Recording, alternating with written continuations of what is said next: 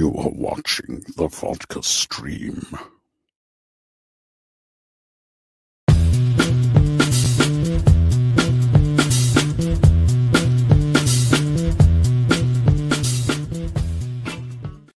Hey, what's happening, everybody? It is Friday, and we made it through another week. That's right. We are here.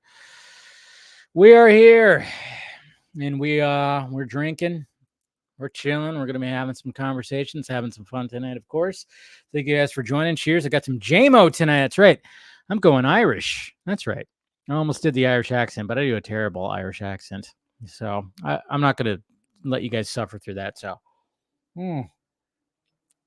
There we go. I'm also live on Instagram. So Dave, is this stream? No, it's not streaming on Patreon. Now, Patreon doesn't have like a streaming thing. You have to like link something to the Patreon. So that's why it's not on Patreon right now. Yeah, I wish it could be on Patreon, else I would do like maybe something, but you can only link like certain things to Patreon. I think you could link YouTube on it, but anyway, speaking of Patreon, hey, join the Patreon, guys. Trying to build that community over there. Always great to do that, trying to build that community. So, and before I get started, I wanted to speak of the Patreons, the patrons, of course, who are really helping out the pirate ship over there. They are my executive producers when it comes to all the live streams of the week. And since it's Friday and it's the Vodka stream, we have a new executive producer for the next week, and that is Doug Verby right there. So cheers, sir. If you are watching, thank you for supporting the channel. Thank you for helping out the pirate ship. And yes, you are the executive producer of all the streams from Friday to Friday. So thank you, Doug. I've talked to him. He's been on the Patreon streams before. Good guy. Really I've talked to that guy, and he's a really good conversation. So cheers to him. All right. Man, I got shampoo in my eyes, and it's still stinging. My left eye, especially. Yeah, I was rushing in the shower, I guess, too much. But anyways, how we doing here? What's going on, Ryan? Good to see you. Good to see you. Good to see you. We got Trav, man, all the way from Vegas, where I wish I was. Anyways, hey, of course, Jason McKenzie, who was the first executive producer named on here. Cheers, brother. Always helping out that pirate ship. Much appreciated. Thank you for the super chat. Always love that. Always love that. Support for the channel. We got Mama Film Junkie right here. She, of course, was with me last night when we watched If, which I'm going to give my full review. You guys saw my first reaction. I'm going to give my full review in a little bit here. And like I said, guys, you have some questions, go ahead and ask some questions, and I'll get to those questions when I get done with my little review here. Let's see. Am I skipping people here? I don't even know what's going on. All right, we got RJ right here. It's your birthday right now, right? Happy birthday to you. Happy birthday to you. Happy birthday, dear RJ. Happy birthday. Always arguing with Jarbo. It's always fun to see you guys argue. Anyways, but happy birthday, RJ. Happy birthday. And see, we got Taladia. Am I saying it right this time? Taladia plays. Hey, Dave, hope you have a good. Yeah, hope you're good. Can't believe it's been 2 months, man. Crazy. 2-month member right there. Yeah, if you want to join the members, you could do that too. I know there's so many things to join. Patreon's probably the best thing, but like I said, members also is there too. When you say member stream, I think Patreon. Oh yeah, well, I mean members only stream. Because like when I stream on after the Wednesday Film Junkie Live, that's strictly for YouTube members. But then I post it. I'll post it on the Patreon. Like I posted the members only stream today. So I'll post that stream for the Patreon members, just to see if they want to watch and see what they miss. What's going on, Eleanor? Always great to see you. We got Max Wolf. Max Wolf Night Danger, what up? I'm doing good. My weekend is good. I've been watch Everybody Loves Raymond TV. Oh, yeah. Never really got into I Love Raymond. I love Raymond. Yeah, everybody loves me. You know, I don't know. I just never really got into it. I mean, I'm not saying it's a bad show, but you know. So yeah, I can't wait for Deadpool 3. Happy Friday. Was thinking of seeing If tonight for my birthday, but I decided to save my money for Furiosa next week instead. Went to go eat with the fam a nice steakhouse instead. There you go. That's the way to do it right there. Love it. Nothing like a good steakhouse. Nothing like a good steakhouse right there. So, and then before, also, guys, I wanted to also bring this up that I've revamped the Film Junkie closet a little bit. So merch, baby, merch. And I was posting it today and put some new shirts in there, some new designs. But I wanted to let it be known. And I'm running a campaign. If you want 15% off any kind of merch into the Film Junkie closet, 15% off your purchase, just use promo code Vodka.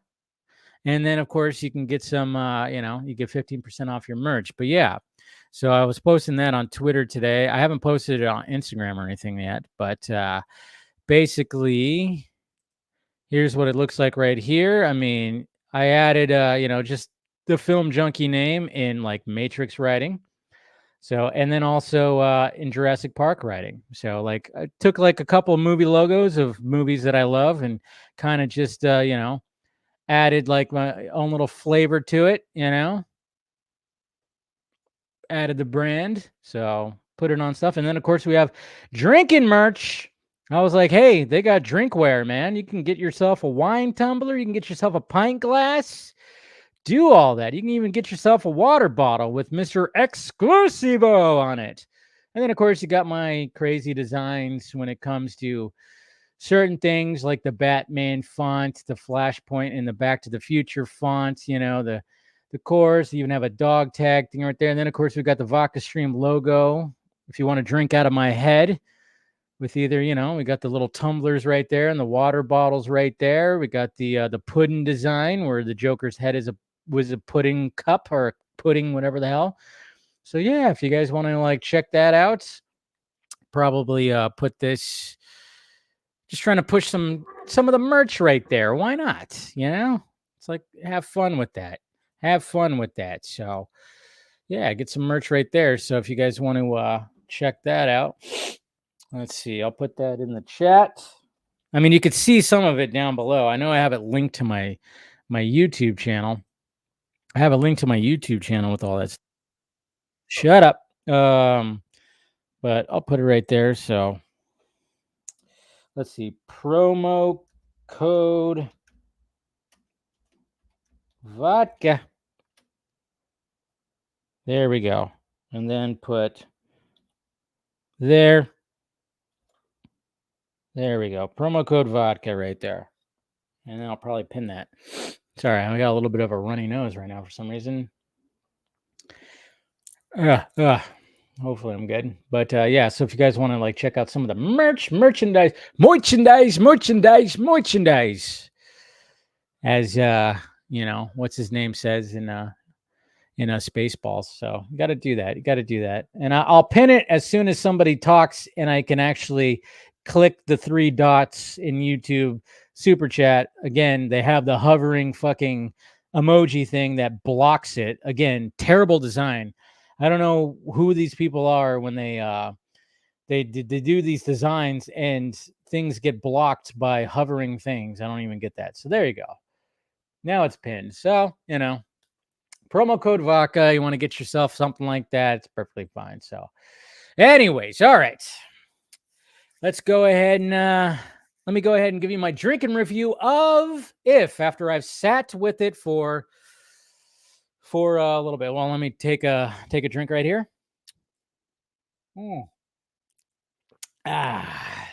If imaginary friend, I guess you could say that's what if means, or what if, as they say it. Of course, starring Ryan Reynolds and Kaylee Fleming, written and directed by John Krasinski. And it's kind of a little bit of surprise. I don't even know if I want to say what was kind of a surprise when you watch it. I'm not even going to say it. I'm not even going to say it because now I'm not gonna say it because the trailers are like, okay, yeah, there's just something like, I think I understand it because, anyways, I'm not gonna like full on say certain aspect of the story, but obviously, you got this story, and we've, it was kind of funny because I was thinking about, did I have imaginary friends when I was little? I think my figurines and my, I had a Stay Puft Marshmallow Man.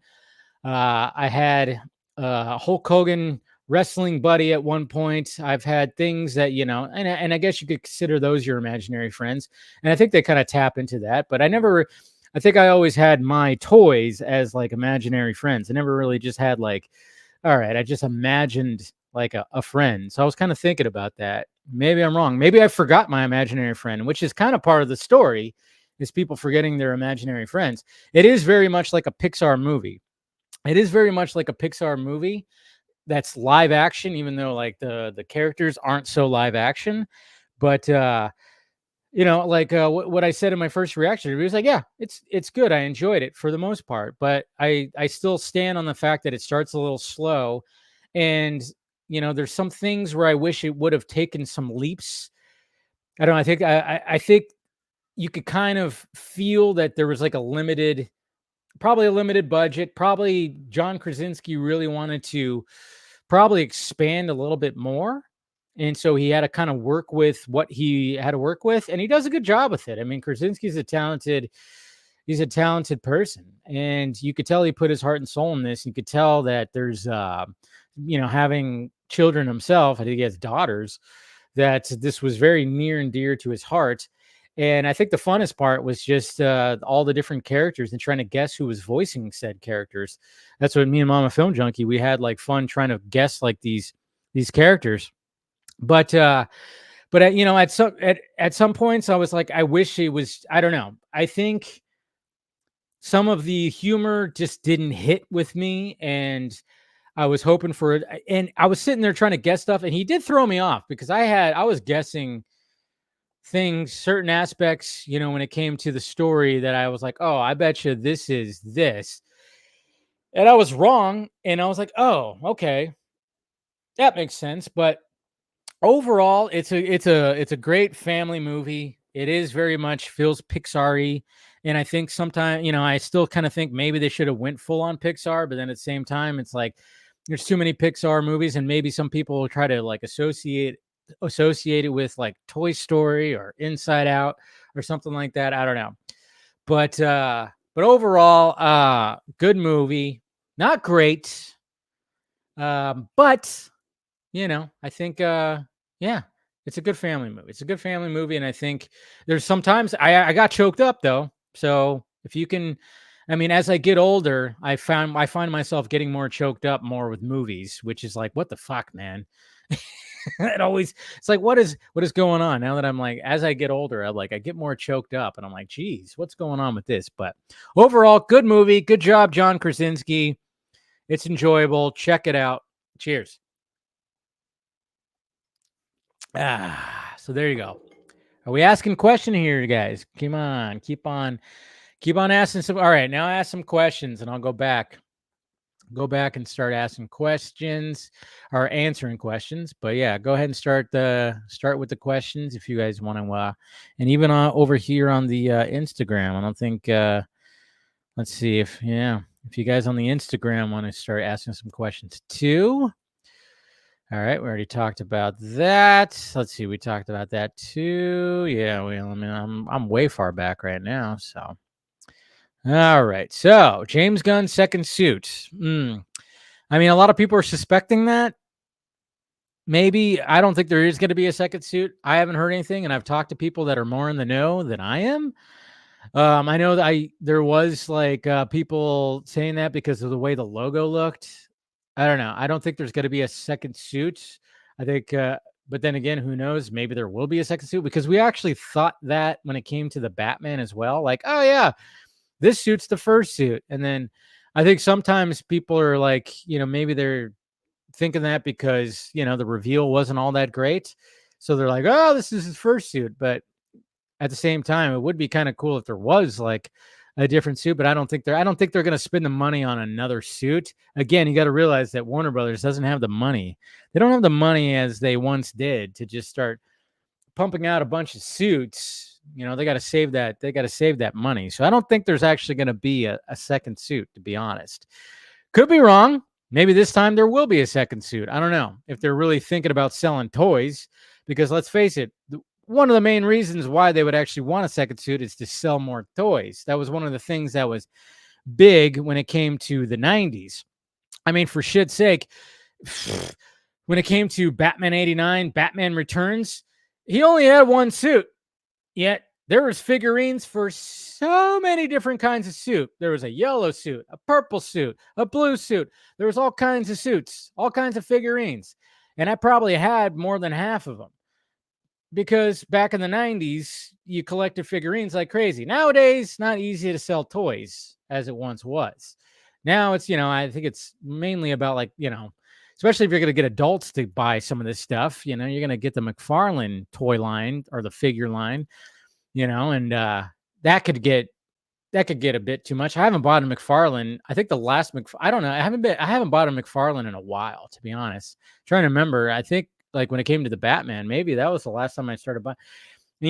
I don't have enough space. If I had some space, I would. But at the same time, I'm like, yeah, I would love to get that McFarlane. But guess what?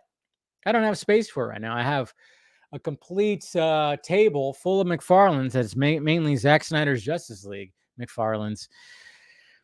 So, yeah. Anyways, what's going on, Anthony? Good to see you. Good to see you. Thank you, Lane. Like I said, guys, merchandise, just thought I'd ramp it up a little bit and then throw a campaign. The campaign's going to be for a month too, guys. So I have the new shirts, the new designs that are coming my way, and I'm going to, of course, get the pint glass and, of course, the wine tumbler and stuff like that. So, but like I said, it's just something, and I got a couple of little cool designs in there. Some of them might be, considered copyright. That's right. Fighting back against the system. There's a way to like go around the system a little bit with that. I shouldn't even be saying that though, right? Because I got a couple designs that could be considered, but I'm like, well, if you tweak it a little bit, I have like 3 designs that have, superhero logos on that, but I tweaked it a little bit to make it where it's like, yep, because these websites will check your stuff out and make sure that there's none in there. So if you tweak it just so to make it not so much, just make it a little bit different. I don't know. You got to be crafty sometimes when it comes to that. What's going on, Chris Balga? Yeah, merchandising. I know. Film Junkie the movie. Hey, maybe one of these days. Bring back Casual Batman. Yeah, one of these days. Maybe it will. Yeah, I think it's been like almost 2 years since I've done that.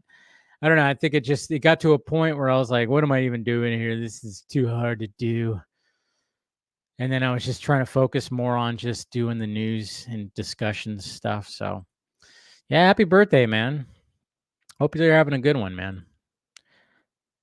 Always appreciate the support, RJ. Always appreciate the support. We got Fear Jason right here. Hey, we got KC. What's happening? 2 more months for the magical number of 40. Being part of the 40 Club. That's what it's all about right there. Good old 40 Club. I know. I should have capitalized on that when that was like such a big thing within the community. I should have made a 40 Club shirt. I don't know why. I mean, it was a missed opportunity. It was a missed opportunity. It's too late now. But man, when we were like deemed the 40 Club, and if anybody doesn't remember why I was like, Colbert, Garza, Everts, Scott, even I think Scott was kind of like Scott kind of stayed out of the trenches. He was more of the general. He was with the cigar, like behind the scenes, like nah, he was the guy reading the book behind the scenes. But he was. But for a while there, back in like 2019, 2020, we were deemed part of the 40 Club because I put out the information because I heard from my source, which is very, very, very, very legit source to Zack Snyder, It was literally just like one person to Zack Snyder. Before Zack and I connected, before the Snyder Cut was even announced, there was a lot of people that thought the Snyder Cut was fully finished, and I went, no, it's not. It's not finished. Not finished. There's VFX that need to be finished. And when I asked this person, I said, how much would it cost to finish the Snyder Cut? He said $30 to $40 million. So that's where the 40 club. So we got deemed the 40 club, which actually fit because, you got 40-ounce like bottles of beer or something like that, or liquor, or whatever the hell. And yeah. So it was just kind of like, all right, we got deemed the 40 club, and they were like making fun of us and talking all kinds of shit because they were like, no, Zack said it's finished. Zack said it was finished because he said a version of that at the first SnyderCon where he's like, it's finished, which he meant start to finish. There was a movie, but not the VFX. And then sure enough, it came to be true that it wasn't finished. And then he got $70 million. He got almost twice as much. Pretty much. So it was like, yeah. So I wish we would have capitalized and made some 40 Club shirts when it came to that. It's just kind of funny, and I think those guys are still very sour when it comes to that. They don't want to admit that, oh, hey, we were right. What's going on, JD McRae? How about them Reds beating the Dodgers? Is that what happened? Oh, that happened last night. They're losing right now because Mookie Betts hit a home run. What's the score now? I have MLB on right now. I think the Giants game is starting too right now. Giants are cursed, man. We just lost our freaking newly, this season we got a Japanese player, Mr. Lee, and great player, center fielder. Freaking just, I was like in love with this guy because it's just the hustle he puts in. He freaking banged his shoulder, and now he's going to have surgery. That's going to end his season. So he's out for the rest of the season. So our new star center fielder from Japan out for the season because he's a badass. He put his effort in to try to catch this long fly ball into the outfield that was almost going to be a home run. It almost looked like he was going to have it, and he banged his shoulder right against the freaking wall and tore like something in his shoulder that needs surgery, and he's out for the rest of the year, man. I'm like, we're only a month and a half into the season, and the Giants have been suffering injuries like crazy. So, yeah, no hope for the Giants this year for sure. Just no hope at all. But what can you do, But yeah. Let's see. I'm seeing what games are on right now. All right. Anyways, what's going on, Mr. Deasy? Hank Deasy, what's happening, sir? We got Jade right here. Mama Film Junkie, she got choked up twice. Yeah. We got Kenneth. What's going on, man? Anybody over here? No, yeah, it's pretty quiet over here on the Instagrams. Yeah. Doesn't look like anybody's really wanting to join the Instagram tonight. So, yeah, it happens. Let's see. Looking forward to Superman and Supergirl in the DCU, and I think David and Mealy will do a great job as Clark and Kara. Yeah, it's gonna be interesting. It's gonna be interesting, especially we got a release date now and a director. Just curious to see what that costume looks like. The question is, skirt or not? Is there gonna be the skirt? There has to be the skirt, right? There's got to be the skirt. I think there's got to be the skirt. There's got to be the skirt. We'll see. But I think they're going to do a great job. We got Eric Z right here. If was a fun movie. I saw it with my sister and her daughter. She loved it. Reynolds and Krasinski are solid. Kaylee Fleming is a breakout star to watch. She is really good as Judith Grimes. Yeah, I thought she did a pretty good job. So... Hey, what's going on? We got J Ray Zombie. Good to see you. I don't think I've seen you in the chat before. Welcome to the madness that is the Vodka stream and is the channel. Nah, I have not been, but I know the season finale. It's not going to be series finale. Season finale. I'm probably going to start watching it this weekend. I know I keep on saying it, but I've been waiting, and I'm almost wrapped up with Shogun. Like I said, I'm trying to balance out the streaming services because, times are tough. You got to save money and stuff like that. So, I'm like, I don't want to pay for all the streaming services. I'm not utilizing them. And to be honest, after Ahsoka last year, I deactivated my Disney Plus. I was like, I don't need Disney Plus. After Ahsoka, I was done. I was done with Disney Plus. So now that X-Men 97 is fully finished and I can binge it, I'll probably reactivate it this weekend and binge watch it. So also the boots remind me a bit of the suit. Yeah, a little bit of that. What's going on, Venom Wire? Good to see you.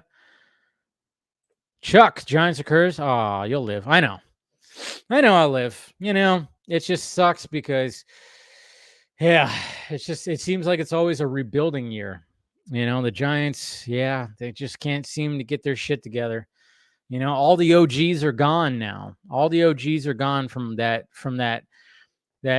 once potential dynasty that the Giants almost had when they won 3 World Series every other year, 2010, 2012, 2014. When they won that, God, my nose is like freaking running. I need like a little bit.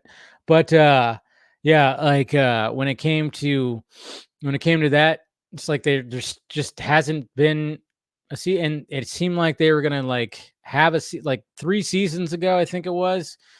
They had like the best record in baseball, but then they lost in the playoffs, and it was crap. I don't know. They're just trying. They're trying. It's like they have a good team. There's a good team, but they get hurt. They're just getting hurt. It sucks, man. It sucks. It really sucks. And see, you got Mama Film Junkie right there, laughing at the guys that are getting injured. How dare you? How dare you? Alakazoo, I have a feeling Megalopolis is a masterpiece, and fuck the critics, right? Yeah. All the discourse when it comes to Megalopolis, I am just going, I'm all for it. I'm like, I'm gonna, you know what? I'm more excited for the movie. Okay. I'm not Francis Ford Coppola. Yeah, he's like an iconic director, but at the same time, I've never considered him to be like in my top 5 or whatever. He's made some great films. But he hasn't really been consistent, I would say. But the fact that this is like a passion project, and the fact that he's outside of the Hollywood machine a little bit, like basically, this is an independent film. This is a very expensive independent film that he's making, that is a passion project for himself, and that he's actually able to get it released, able to get it into cans, able to get it into IMAX, apparently, and get it distributed. Like, it's just like mad respect, man. Mad respect. And I know all the stuff that's coming out, all the allegations and stuff like that, but it's always funny too, because obviously when that gets out in the media, everybody immediately turns on people. And I'm just going like, do you know how many, most of people in Hollywood are shit. They've done some shady shit. Okay. I can't tell you how many times I've heard stuff about Steven Spielberg, for God's sakes, but you don't hear that in the media, and everybody thinks like, no, he's perfect. He's an angel. Are you sure about that? I mean, that's the thing. It's like, but at the same time, that's when you have to like do that whole separation of person, like artist and the actual person. You just want to see the art that they put out. So has to be the script. I know. I think it's time for that. Hey, there's Doug Verby. I don't know if you showed up at the beginning, but you are the executive producer for this week on all the Film Junkie streams. So I flashed your name up here. You are the executive producer. So good to see you, Doug. I know I am going to. Trust me, I watched the original animated show. So I've been dying to do that. But like I said, I was like, you know what? I'm going to wait. I'm going to wait until it's done, and then I do it. Sad thing about waiting till it's done, you get spoiled about cameos. What's going on, Cortez? Good evening, Dave. Getting ready for the 2nd season of My Adventures with Superman next week. And oh, wow, that's already coming back too. Damn. I haven't gotten rid of Max. I don't think I'll ever get rid of Max. I think just that Turner Classic Library. Oh, look at this. Oh, look at this. We got a run scored. Oh, slide. Yes. All right. I mean, the fucking Giants are still losing. Oh, don't tell me you got hurt with that slide. Jesus.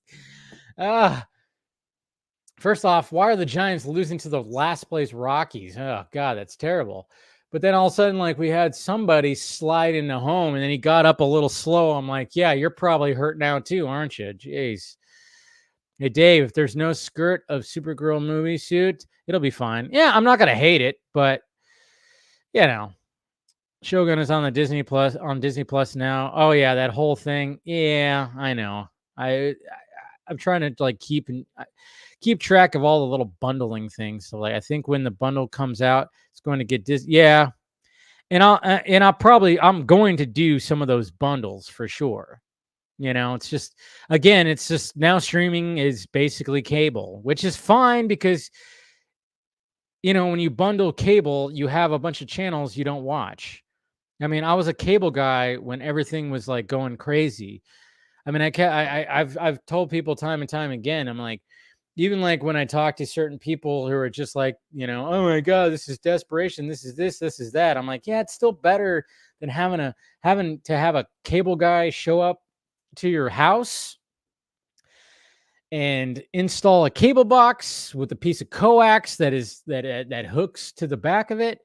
I mean, I have my modem and my router that are right there, and that's all I need. That's all I need. Like, I'm literally watching on my screen right now. There are 4 different baseball games because I pick and choose. To people could talk shit about all the stuff that's happening, and I'm like, yeah, I get it, but there's still a choice. There's still a choice, and that's why I took the choice to cancel my Disney Plus, and then I'm gonna reactivate it and binge watch X-Men '97 finally. But it's just like it is nice to have a choice and not to have a cable box, and where you just have, because I remember telling customers when I was a cable guy that soon you'll just need a modem that has a built-in router. And that's all you're going to need. That's all you're going to need for your entertainment. And the fact that I am streaming right now, I feel like I'm Chip Douglas in fucking Cable Guy trying to sell this to Matthew Broderick's character. But I'm streaming right now, talking to you guys live while I have 4 baseball games on my goddamn TV, all from my modem. It's kind of crazy. You kind of got to sit back with all the madness, with all this stuff. You kind of got to sit back and be like, wow, this is kind of crazy that this is the case. And I'm streaming on Instagram through my phone. What the fuck? This is insane. We're in the future, guys. We're definitely in the future. Antonio, what's happening? Giants were the second most successful franchise of the 21st century in baseball, behind the Red Sox. There you go. Thank you, Eric. See, this is why I like you, Eric. Give me some hope. What's going on, Axel? Good to see you, buddy. I don't see how a major distributor is going to pick up Megalopolis. I don't know. It's hard to say that, the name, especially with the allegations towards Coppola regarding his on-set antics and the kissing stuff. It just came out. Yeah. But that just makes me want to watch it more, you know? That just makes me want to watch it more. Oh, yeah, Phil's here too. I missed you, Phil. Sorry, I didn't catch you, Phil. You're in the chat somewhere. Well, Phil will join the freaking, you know, he'll be joining the panel, of course. I'll say hi to him then. I'm curious to know what you heard about Spielberg. Yeah. You hear, I mean, like I said, when you talk to people who are like really in the thick of like the Hollywood machine, so you hear things about a lot of people. That's the thing. But at the same time, it's like, I don't take it at face value, because it's like, how do we know? I mean, there's a lot of like shadiness in Hollywood. There's a lot of weird stuff. Yeah. It's just like one of those things where you just kind of go like, I can't sit here and just be like, all right, well, you're going to tell me this because of what you heard, so I'm going to go ahead and relay it to the public. I can't do that. You know, there's so many things where I have to filter it and things, and I will say certain things, but at the same time, I can't say everything. Like, and I like, when I talk to my buddy who like is within there and he sends me stuff like that, and I kind of go like, oh, that's interesting. He even sent me things about possibly Ben Affleck and J-Lo getting divorced, and I'm going, shocker. Oh, did you guys hear about that? Oh no, fucking Ben. Who knows if that's actually going to be the case, but hey. Yeah, there's a rumor that Ben Affleck and J-Lo are going to be getting divorced, which I think a lot of people are like, yeah, we saw that one coming. Like, what were you thinking? The honeymoon phase is over. How long did it take? What, 2 years, 2.5? How long were they got back together? Honeymoon phase is over. See, I think like Ben Affleck is, I think he found true love with Jennifer Garner, and then had kids with her. But then kind of was like, no, this is not me. And he broke out of it, and he, alcohol, gambling, maybe he cheated on her, and then, cause Ben was like, probably like just that Hollywood, movie star where he's like, and then after Jennifer Garner, he went and got Ana de Armas, and that's going to fucking boost your ego. I mean, God knows how that ended, but I mean, like the fact that like during the pandemic, he and Ana de Armas, one of the most hottest actresses of our time right now, he got her for a bit, and then all of a sudden he gets back with J-Lo, who's still smoking hot, and it's like, but then it's like, Ben, you're getting up there. It's time to like settle it down a little bit, man. Time to like pump the brakes. And it's just sad because I don't think Jennifer Garner is going to take him back. But it's like Jennifer Garner was like hot, but also like wholesome. There's something wholesome about her. She's cute. And I think that's why, like, I think at one point Ben was like, all right, this is it. I'm going to settle down and have a family. And he did. But then, that he just kind of was like, oh no, that playboy in me that was in my 20s just all of a sudden started like coming back up again. Like, so that demon inside, he started itching and going, like, that demon inside started coming out where he's like, no, I'm not the family man. Nah, I'm going to get out there. I'm going to start drinking and gambling and fucking playboying. And, it's like, no, I'm not supposed to be settling down. But it's like, dude, Ben, you're not in your 20s anymore, man. You're getting 50 years old. And J-Lo, I see you next fucking Tuesday. I that's what I think of. Yikes. What about the Yankees? Yankees are actually doing pretty good right now. So, yeah. Just watched Godzilla X Kong. It was awesome. That's good. But yeah, we'll see what happens when it comes to the... All right. I'm going to start sending out some invites. Guys, keep on asking questions if you got them. Keep on asking questions, and I'll... let's see who else we got here. Start getting some of the panel in here.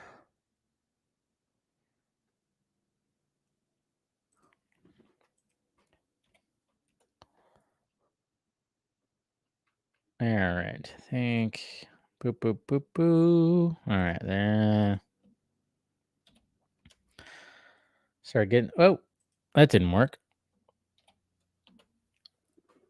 Start getting some panel people in here. We'll start having some fun. Let's see who else we got. All right. Yeah. But yeah, I think Ben's just like, I just hope he's holding it together, man. That's all I can really hope for is like, are you holding it together there, Ben? Hold it together. So I hope he doesn't fall off. I hope he doesn't fall off too much. Like when I saw Ben, like when you see Ben's like when he was at the Tom Brady roast, he kind of like went off when he went off like big time on the on like trolls on online and stuff like that. I mean, I was listening to again some comedians that were talking about it, and he was going off the prompter. So when it came to Ben Affleck and his time on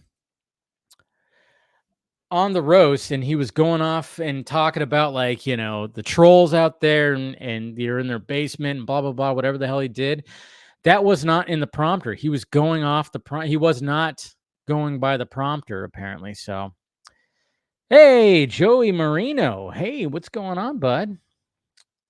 Good to see you on Instagram. Let's say it heard Planners partnered with San Francisco MLB team. Let's hear it for the Giant Nuts.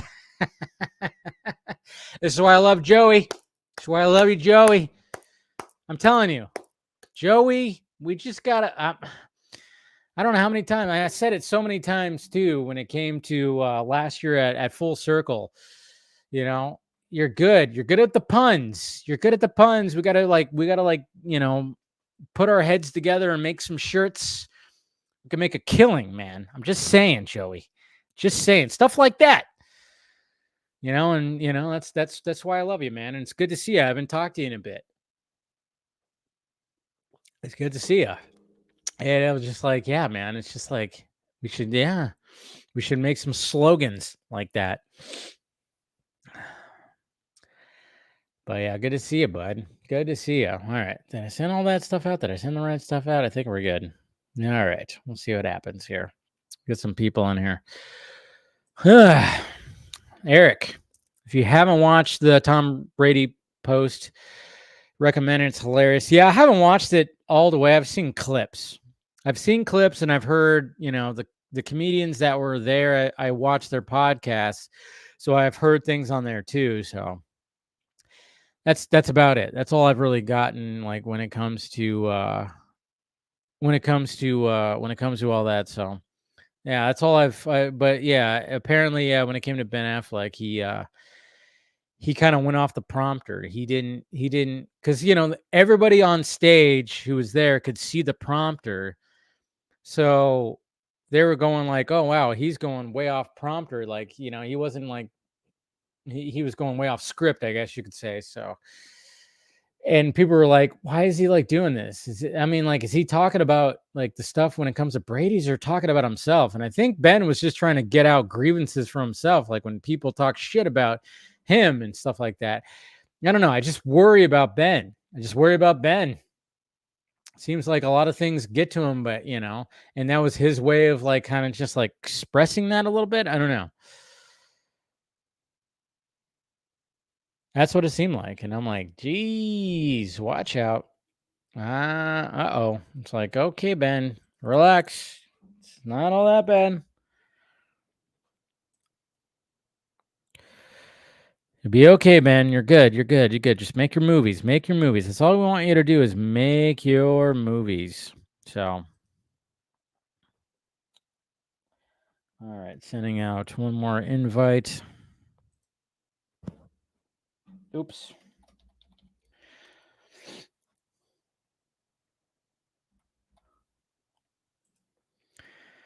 Link it up. All right, there we go. All right, so links are sent out, so that's good. All right. Ben Affleck was not the best during the roast. Unfortunately, Nikki Glaser was the best. Yeah, Nikki was, and she's like just totally just like, I mean, I've seen her on other podcasts, and she's just, but the thing is though, it's like, man, it's funny because when you watch these podcasts, you realize these comedians are like not sure of themselves. The Astros won. Anyways, they're not sure of themselves. So I saw her on Theo Vaughn's podcast, and she was talking about that. And now she's like kind of stressed out that she has to like live up to this. And I'm like, you know, and it was funny because Theo like was actually pretty good at like, no, you don't have to do that. I mean, just capitalize on it, because now more people know who Nikki Glaser is. But it's just like, she was like talking about how she's like building up in her head that now she has to be this certain person. She's been brought to a next level. It's like, no, just freaking, people are going to find you and people are going to enjoy you and whatever the hell. Oh, we got Aaron Bailey right here. What's going on, sir? Good to see you, man. Good to see you, my friend. Congratulations. I know you just got married. Cheers to you. Cheers to you. And it was so awesome that Zach gave you a video message. That's so cool. That's how cool Zach is right there, that he sent you a video message wishing you congratulations when it came to all that. Alakazoo, have you seen Tree of Life? Terrence, that's the one. Was that the one with Brad Pitt? I don't think I have. I haven't seen that one yet. That's been on my list for a while. Is that the one with Brad Pitt? Right? I think it was, right? Still got to see that one. Have not seen that one.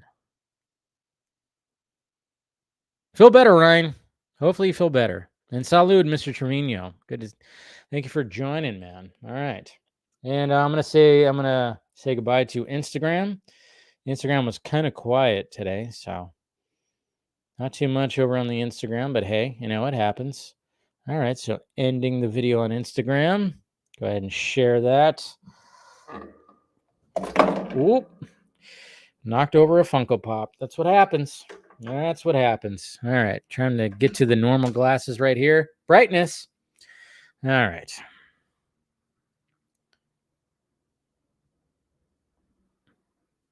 Vodka streaming.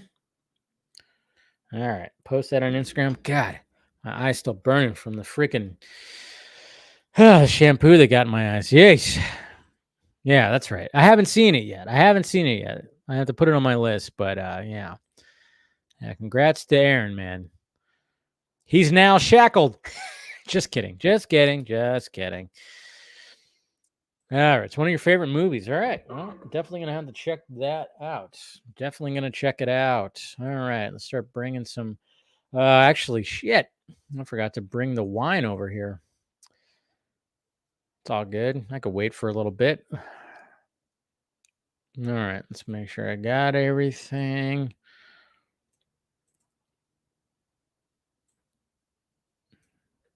I didn't even have that on. There we go. Put the neon lights. All right, here we go. All right, first up, we got Mr. Chris Balga right here. What's happening, sir? Good evening. How you doing? I'm tired. But you made it to the I made it, and I've got my coffee. So there you go. I mean, hey, as long as you got your coffee, that's good. You got a little boost right there, so nothing wrong with that. I know it's been a week for me too. So, so how was If? You didn't see? Oh yeah, you didn't see If, huh? Yeah, not yet. Okay. When it comes to If, it's like, it's enjoyable. I think maybe I went in thinking there was going to be a little bit more to it. But I will say that it's when it comes to the movie, there's some surprises. And when it came to like, okay, there's obviously going to be a twist of something that's going to be going on here. And I thought I had it. I thought I had the twist and I didn't. Okay. So I was like pleasantly surprised. I'm like, good job, Krasinski. You did like kind of throw a curveball, because I was like, maybe, and then, oh no, it's that. Oh, okay, cool. So I really did enjoy that little M. Night Shyamalan. It's a twist kind of thing, where it's like, oh yeah, there's definitely like a little twisty thing. And but yeah, for the most part, it's very enjoyable. It's a good family movie. That's the tough part about like us who movies, TV, books. At that point, we read and watch so many things that does it ruin the experience? Are we like actively looking for necessarily the twist? Does it ruin the experience? I think it kind of depends on how you get to that point. Yeah, that's the thing, is like, there's some people, yeah, if you go into that going like, oh, I think it's this, and then if it's not that, you're like, oh, well, that sucked. It's like, no, I actually like it when I don't guess it. If I do guess it, cool, it's fine. But like you said, if the way that they get to that, and I'm like, oh, okay, this is how they get into it, and then I'm like picking the pieces, and I'm like, I'm putting it together on my, I'm the investigator, like going, ooh, I've seen this, and then and I can guess it. long as like I enjoy the journey getting there, even though I know where it's Mhm. going, sure. And then, like I said, there is certain things where I'm like, oh, okay, I know for a fact this, but then it was kind of like, but is it this kind of thing? And it wasn't this that I thought, even though I knew this. And I was like, okay. So it was just kind of like one of those things. And like it is very much like a partial live action of a Pixar movie. It is very much Pixar-esque, Mhm. so but yeah, I think like, and part of me was like, maybe they should have went the full Pixar route, but then I kind of appreciate that it's not that, that it is kind of its original, like, Mhm. hey, and it's written, directed by John Krasinski, and I like John Krasinski, and it was kind of fun too, trying to like figure out, all right, whose voice is this? Whose voice is this? Yeah. Because like every voice is like a name. Mhm. And me and my mom were just kind of like, and there was like a couple voices where she's like, I think that. And I'm like, no, it's actually this. And I was like, oh, wow, it's so and so. And I was like, I didn't even see his name in the credits, because you see the names in the credits, but I didn't really pay attention too much to it.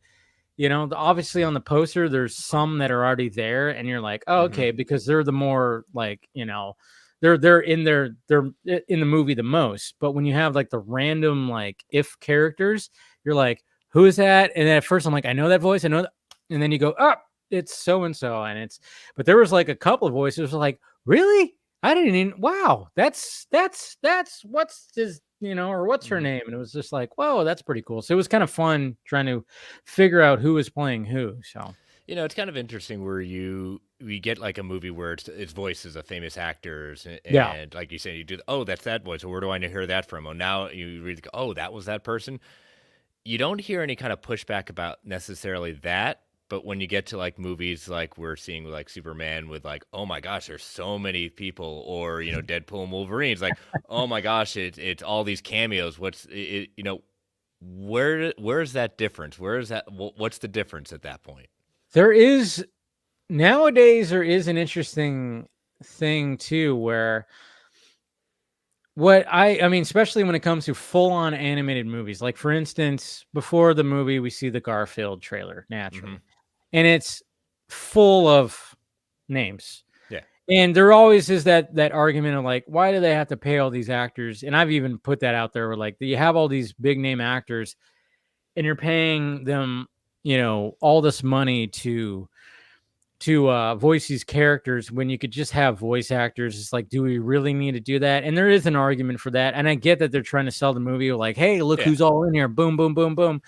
And I get that. But at the same time, sometimes I'm like, yeah, but it's like, yeah, why do we need to? I don't know. There's like this kind of thing now when it comes to when it comes to a movie like this, I don't necessarily, because it's live action, it's Mhm. both.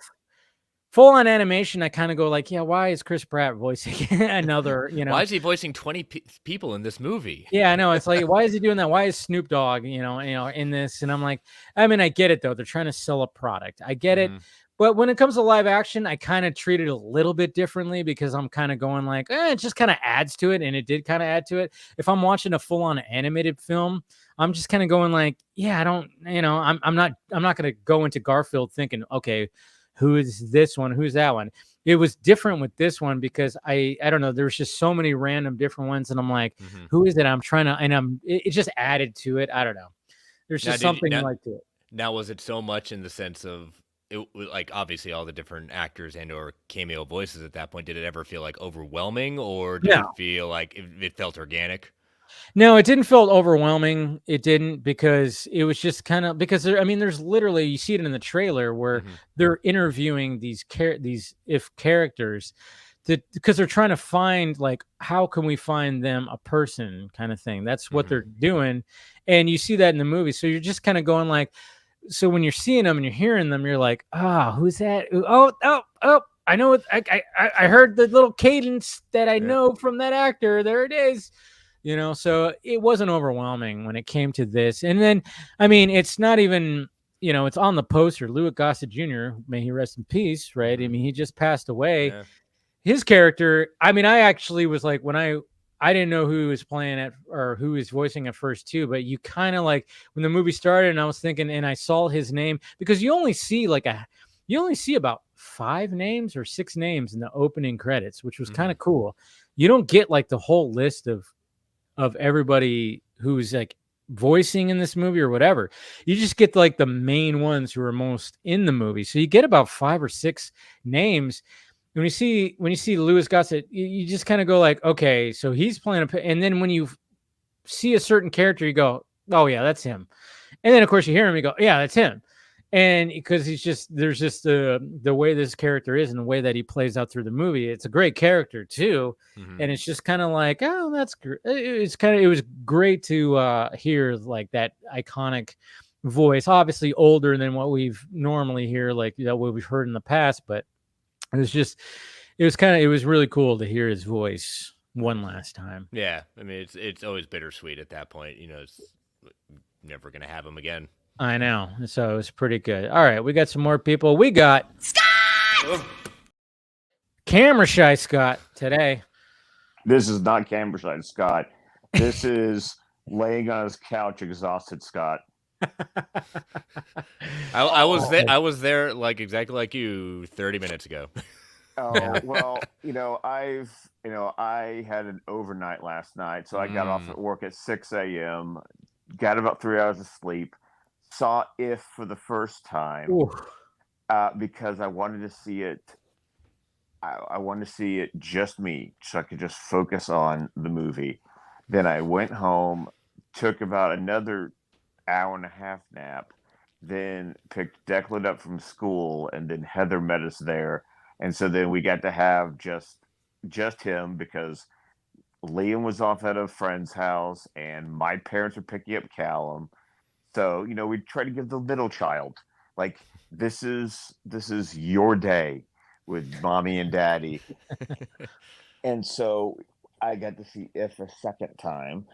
And then by that point, I got a mind-splitting headache, took like 4 ibuprofen, napped for about another hour, and then got up and was able to like hang out with Declan some more, played some Kirby, played some board games, and like just give him some time. So when the Vodka stream started, I was just like, I'm not going downstairs. This is going to be me on the couch on my phone with my AirPods in. This is the day I'm having. No, I could hear it in your voice. I can hear it in the voice. A little bit run down. Yeah. No, it's good. I'm glad you joined. Yeah. But you saw If twice. Yes. And your thoughts? I love this movie. Okay. I got choked up. Oh yeah, I so did many too. Times. Yeah. I after I watched the movie I waited till after I saw the movie to watch your first reaction on YouTube. I was literally playing it in the car on my way home. And yes, I figured it out, but I allowed myself for the twist you're talking about, I allowed myself to go, like I was picking up on things going, I'm waiting for that. I'm waiting for that to get explained. Like there was one comment like early on the movie that I went, where are you going with this? Yeah. And I just let myself go with it. And then I figured and then there was the moment in the movie, like right before they tell you, I was like, oh, okay. But I also love when you go back and rewatch the movie and you realize the way Krasinski visually shot the movie. It is a beautiful, totally. It's a beautiful looking movie. Damn the man. I mean, this is only like his third movie. And I'm just like, how are you this freaking? I mean, like he never wrote and directed anything until Quiet Place. Yeah. And he's done Quiet Place Part 2, and this movie. And I'm just going. That's quite a jump too, from like, this horror movie, R-rated horror movie, to like a family movie. Like that's quite a jump. But what I've loved is I fell down the rabbit hole of watching any YouTube videos I could find of interviews. And I love the story he tells. I'm not sure if you guys have heard it, that he made this movie for his daughters Mhm. because and I connected with this because Declan does the same thing. We call it Declan's world, where like he just runs around and pretends, and sometimes he tells you, "Can you leave the room, please? I'm pretending." And and it sounded like the story that Krasinski tells, which is he and Emily would stand in the doorway and watch their daughters, pretend. And then when the pandemic hit, he noticed that they weren't pretending as much, and they were as he says, they were letting the real world in, and and that they were pretending less and they were getting more fearful. And so he wanted to write a movie that was about celebrating just being a kid and having an imagination and realizing that you never want to lose that. Yeah. And then the funny part is, two of the ifs in the movie are his daughter's imaginary friends. That's pretty awesome. And so I don't want to say who they are because I want you to see, but two of the ifs are the actual imaginary friends of his daughters, and I just thought that was so precious and so sweet. And so I think that just added to the movie for me, because you could just tell. I mean, Emily's a voice in the movie too. Yeah. I heard her immediately. I was Oh like, yeah, there totally. she is. Oh yeah, Well. who she plays, you go, oh yeah, that's Emily right there. That's Emily. But the movie is just. I gave it 4 stars to begin with. I might give it 4.5 just because I enjoyed it. I enjoyed it by myself, and then watching it with Heather and Declan, and just Declan having an absolute great time. We have our favorite if in the movie, because now we're just going to randomly just start yelling out, Keith! Like, in life, because that became like the biggest hit. I mean, dude, the grin on Declan's face every time you go, Keith! It was great. Well, anytime somebody falls down, just Keith! Damn it! I mean, yeah, it's not a spoiler. That's in the trailer, where it's just like who has an invisible, if you see that in the trailer. But yeah, it's just. Yeah, obviously it's a running joke, and it's a funny joke too, because anytime. Oh, it's hilarious. I'm sorry, it really didn't get old. It didn't get old, and well, there is a part where it's like, oh yeah, where it's just like where you go, oh, that's cool. The way that there's a way that they kind of just wrap it up in a bow of the invisible if that that is the running joke, and it was like, all right, that was good. Good job, Krasinski again. So there's little things. But yeah, it's a wonderfully emotional. My wife actually felt like it was more for adults than for kids. Probably, yeah, because it's about forgetting. I mean, it's kind of like the Toy Story effect too. Yeah, it guises itself as a kids movie, but that was us. That was us so many years ago, and I always Toy Story 3 always breaks me at the end. Oh, it doesn't. If it doesn't break you, I'm sorry. Well, it's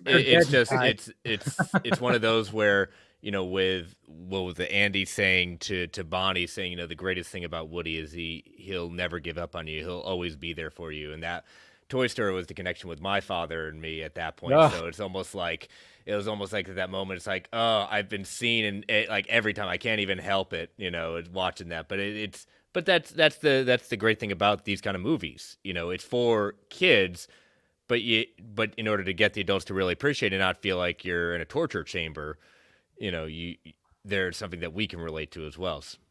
Yeah. I think I definitely need to watch it again, because I had a kid that was sitting next to me who could not sit still for more than 3 seconds, sadly.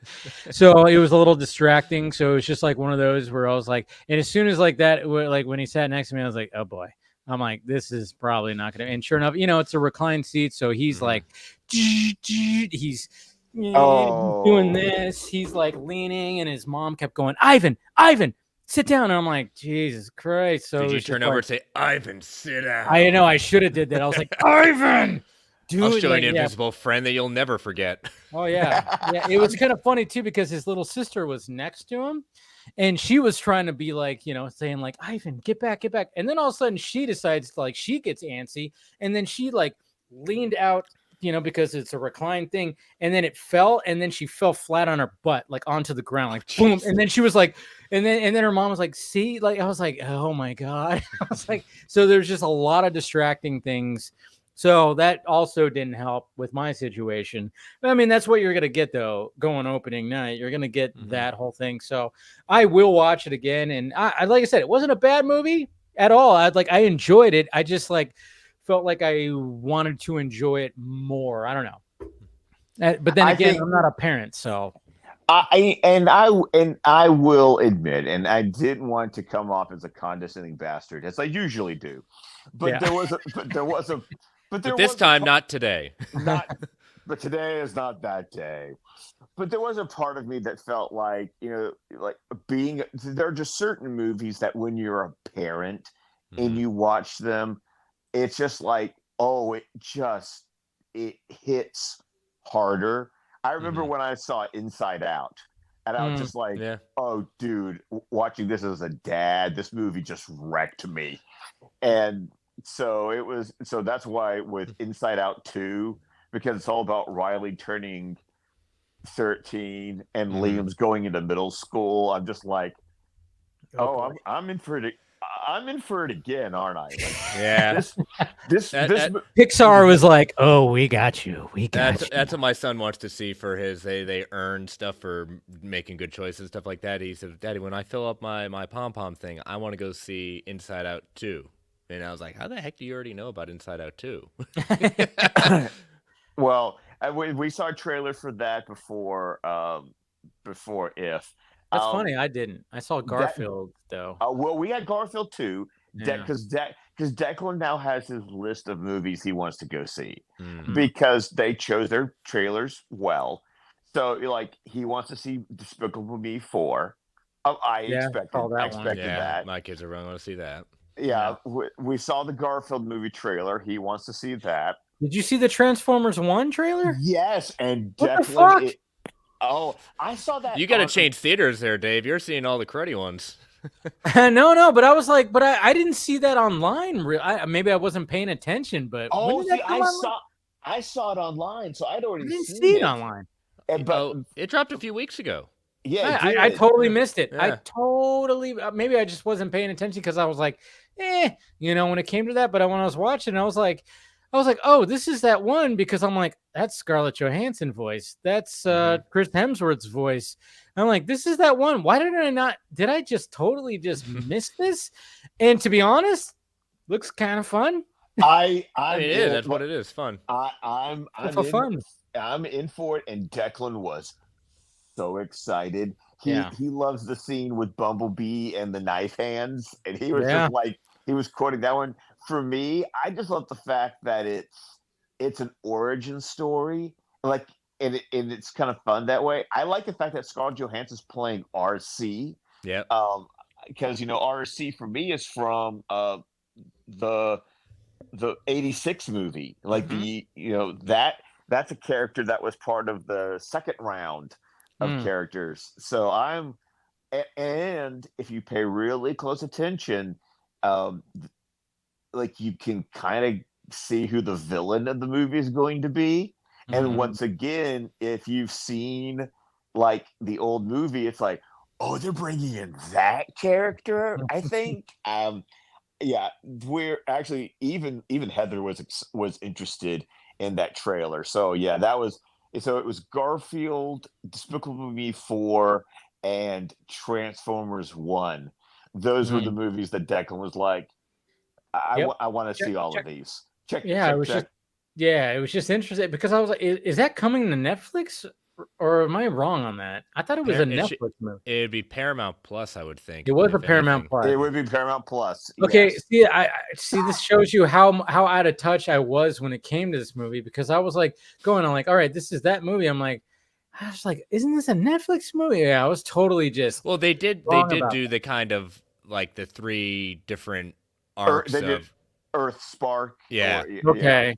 Yeah. Yeah. See, that's the thing. I'm not like as big into Transformers as some people, so I just was not following it as much. But I will say, like, I was like, this actually looks, because I mean, like, especially when they finally get when you see in the trailer when they're getting the ability to transform and then they're trying to transform, it's actually pretty funny. Like in the trailer, they're like, he's like, I need wheels. You know, it's just like there's shit like that. It was just like my favorite one is Optimus Prime going, where'd my head go?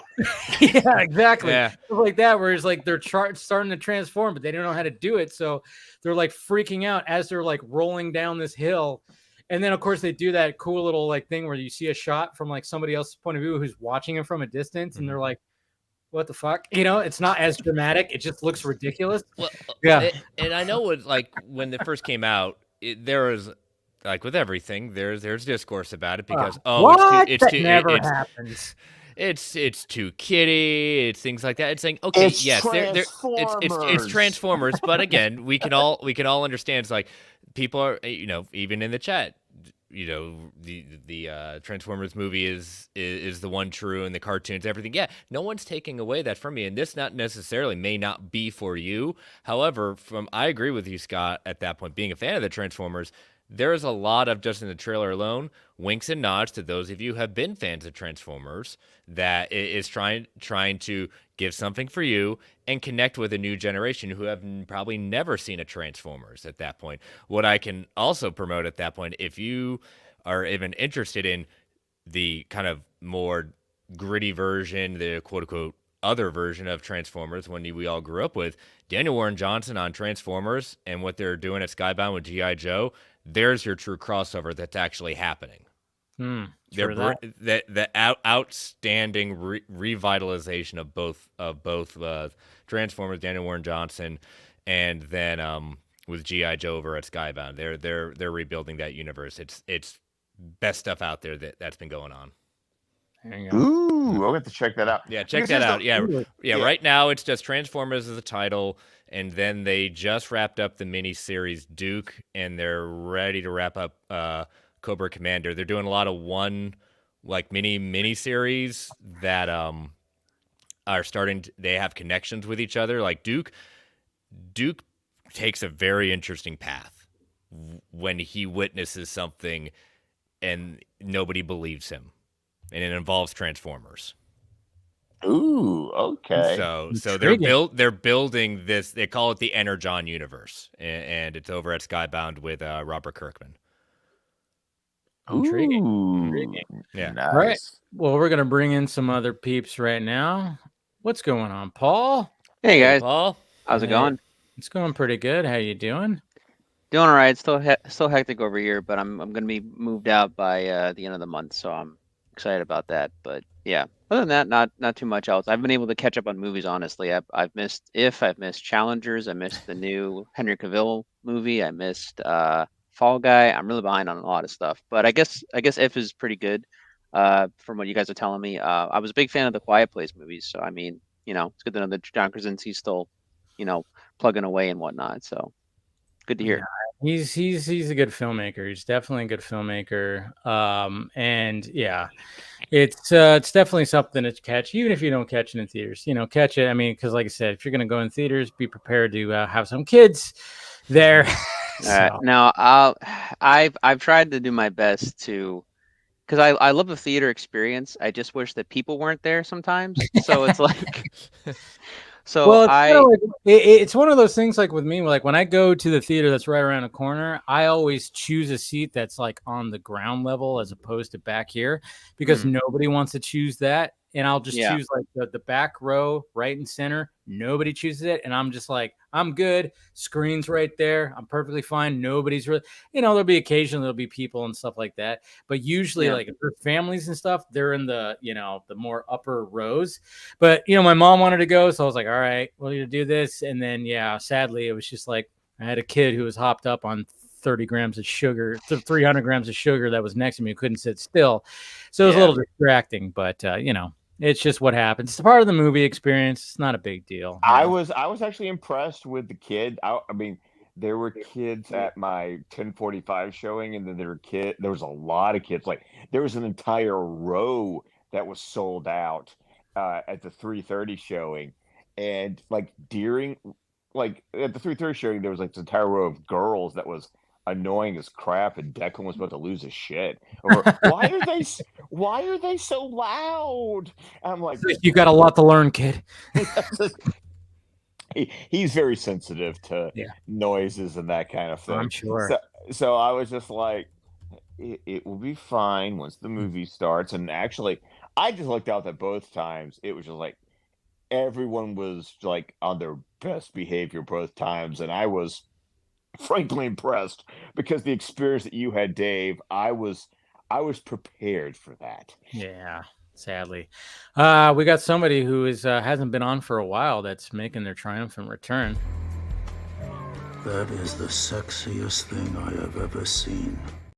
KC is back, guys. Oh. Hey, Hey, What is happening, sir? Scott, why can't I see you? because I am fucking exhausted, and I am literally laying on my back underneath a comforter in a white t-shirt, but just being like, I don't even see people. My eyes are closed, but I'm talking to you, and it's okay. He's just hearing voices as he does. I'm hearing voices in my head. So this is just a podcast now. Yeah, it is just a podcast now. I'm going back to my roots. If you want to see me, you got to tune in on Wednesdays. yeah. We can't do the fan animated stream if you're like this. That's for damn sure. Yeah, that's for sure. And but yeah, KC, man, how you been? Been good, yeah. Just not like we haven't work talked was ways, but you know. Yeah, the work shift was just not being, the right time, so I couldn't make it here. Yeah, but now hopefully going weeks forward, I'll be able to make it. There you go. I mean that's the thing. It was like, because I know you're busy, so I was like, all right, I'll leave him be for a little bit. But then I was like, I thought of you tonight. I was like, hey, you want to come back? And he's like, yeah, I'm good. All right. So there we go. So Casey is back, everybody. And then we also got Phil and we got William. What is happening, gentlemen? Hey, guys. Were you just talking about these? Chris? Huh? Yes. Were you just talking about these? Yes. Okay, cool. Yep. Yeah, really those beautiful, beautiful books. Yeah, Energon and Cobra. I'm out of the Duke. I'm out of all the ones but Cobra Commander right now. So They're selling. They're doing very well actually, and they got really brilliant covers. Like this stands out. I mean, all the ones that they've done stand out right on the shelf. So nice white background. He's got your full screen. There you go. White background, and then all the other ones that are Cobra, like Cobra Commander, they all have that brilliant Cobra emblem on the back. The Transformers ones are a little bit more dark and gritty, especially in not really the way to go on a cover, but when you read the story, you understand. Agree. Yeah, this doesn't sell. The story sells this, but this kind of cover generally bombs. But because of all the other stuff that this brand is doing, it sells itself. So there you go. Mm-hmm. Cool. Thank you for joining, guys. Phil, how you doing? I'm okay. Look a little clean, Dave, and look at you. Yeah, I was about to say, look at you. Yeah, there's a reason for that. I have a job interview on Tuesday. There you go. Congrats, man. New job. Fingers crossed. Possible new job interview. Possible new job, hopefully on Tuesday. So, hey Phil, I thought about you today. By the way, did you? Yes. When I went to my 10:45 showing of If, there was a boy who you could tell was on the spectrum, but as his comfort, he brought a really large plush Psyduck to the movie. And I just totally thought of you and Pokemon, and I was just like, I gotta tell Phil about this. That truly warms my heart. I caught a shiny Psyduck yesterday. Nice. Nice. But that's cute. I haven't seen. I'm with Paul. I haven't been able to make it to the movies the last 2 weeks. I missed Kingdom of Planet of the Apes. I haven't seen that yet, and I still haven't seen. If came out today. Maybe if I get lucky, I'll do a double bill of that. But California living, funds are tight, et cetera, et cetera. Mm-hmm. All that. I get it. I haven't seen Kingdom either, and I need to. But you know what, guys? Same. I have happy news. as of once I punched out at 6 this morning, I am on my first vacation since Right. March of 2023. Yeah. Wow. Nice. There we go. Cheers. Congrats. Cheers to So- that. Excuse her. I'm going to try to catch Kingdom. I actually want to catch Back to Black. I am interested in this Amy Winehouse movie. So, Oh yeah, I haven't heard good things. That's finally out? yeah, it came out today. Nobody's talking Okay. about it. Nobody's really talking about it. Hmm. I haven't really heard good things too, but I mean, if you're a fan of, I mean, check it out, I guess. But I'll get to it eventually. Like with my A-list thing, I get to see 3 movies a week. Well, since I saw If twice today, that's already 2 out of my 3, and so like Kingdom is going to be my preference. But I did go ahead and reserve my ticket for Bad Boys, so I'm ready Nice. for that. totally, yeah. I know. I saw Very it was at Cannes, right? Didn't they show it at Cannes or show it at somewhere, right? They did. There was like a fan screening or something. Yeah. Yeah, and like Will Smith and Martin Lawrence showed up, and like Yeah, they showed up. Yeah. that's good. That's always fun. But I mean, like I've heard good things about that. I mean, you can't go wrong with a Bad Boys movie. I mean, Hey, the last one, Bad Boys for Life. surprised me. It didn't surprise me. I actually prefer it to the 2 Bay ones. Like I do. Wow. I do. I like with these brothers. I like the way they do their movies, and so I like what I'm seeing from Ride or Die. So I'm looking like I'm gonna have a good time with this one. So you're looking forward to Batgirl? Coming soon to a tax evasion near you. So he's looking forward. He's looking forward to to a movies. stolen USB drive near you. Yeah, he's looking forward to movies that aren't trapped in some stupid vault, like the I Cut saw an channel. opportunity and I took it. I'm sorry. Yeah, Hey, no, It it's fair. does suck that they got that movie taken away, but at least That's it's that's a fucking shame. You're right. yeah, it is a fucking shame. But I mean, like, They yeah, got it's such paid. a weird- They Yeah, got did get paid. It wasn't. They got That's paid. not the point, William. Yeah, but it's Yeah, not it just is. about getting paid. It's not just about getting paid, though, man. You want to see your fight. You have a vision. You work on something really hard. You want to see it to completion. I think Hey, what's like- rougher is that they found out about the cancellation like everyone else did, and when they were at a On wedding. Twitter? Yeah. Yeah. Yeah. Is there any good way to break that news that hey, that movie that should have never been made is not going? Yeah, to but I think they film could have at anymore? least brought him into a room and been like, "Hey, we're gonna announce this tomorrow, but just letting you know, FYI." Oh, okay. Well, thanks for letting us know before everybody else. Yeah, that's But I don't. It's just such bad work policies, I guess, or whatever. Just Yeah, Zaslav doesn't know about image sometimes. Yeah. Well, I It's don't think it's just a about way to knowing. do I things. think he doesn't care. He Yep, doesn't that care. too. That too. He's a Oh, come on, like I guys! said. The stock's only down to $7. Like, Yeah. You Eight buy it thirty too. You something. buy it It- too. It's like Hey, you know what? It might- 840, I think, is last I checked. So yeah. Yeah. but- Might be Alright, time more to or buy less. though. It might go up when he fucking sells it and gets rid of it.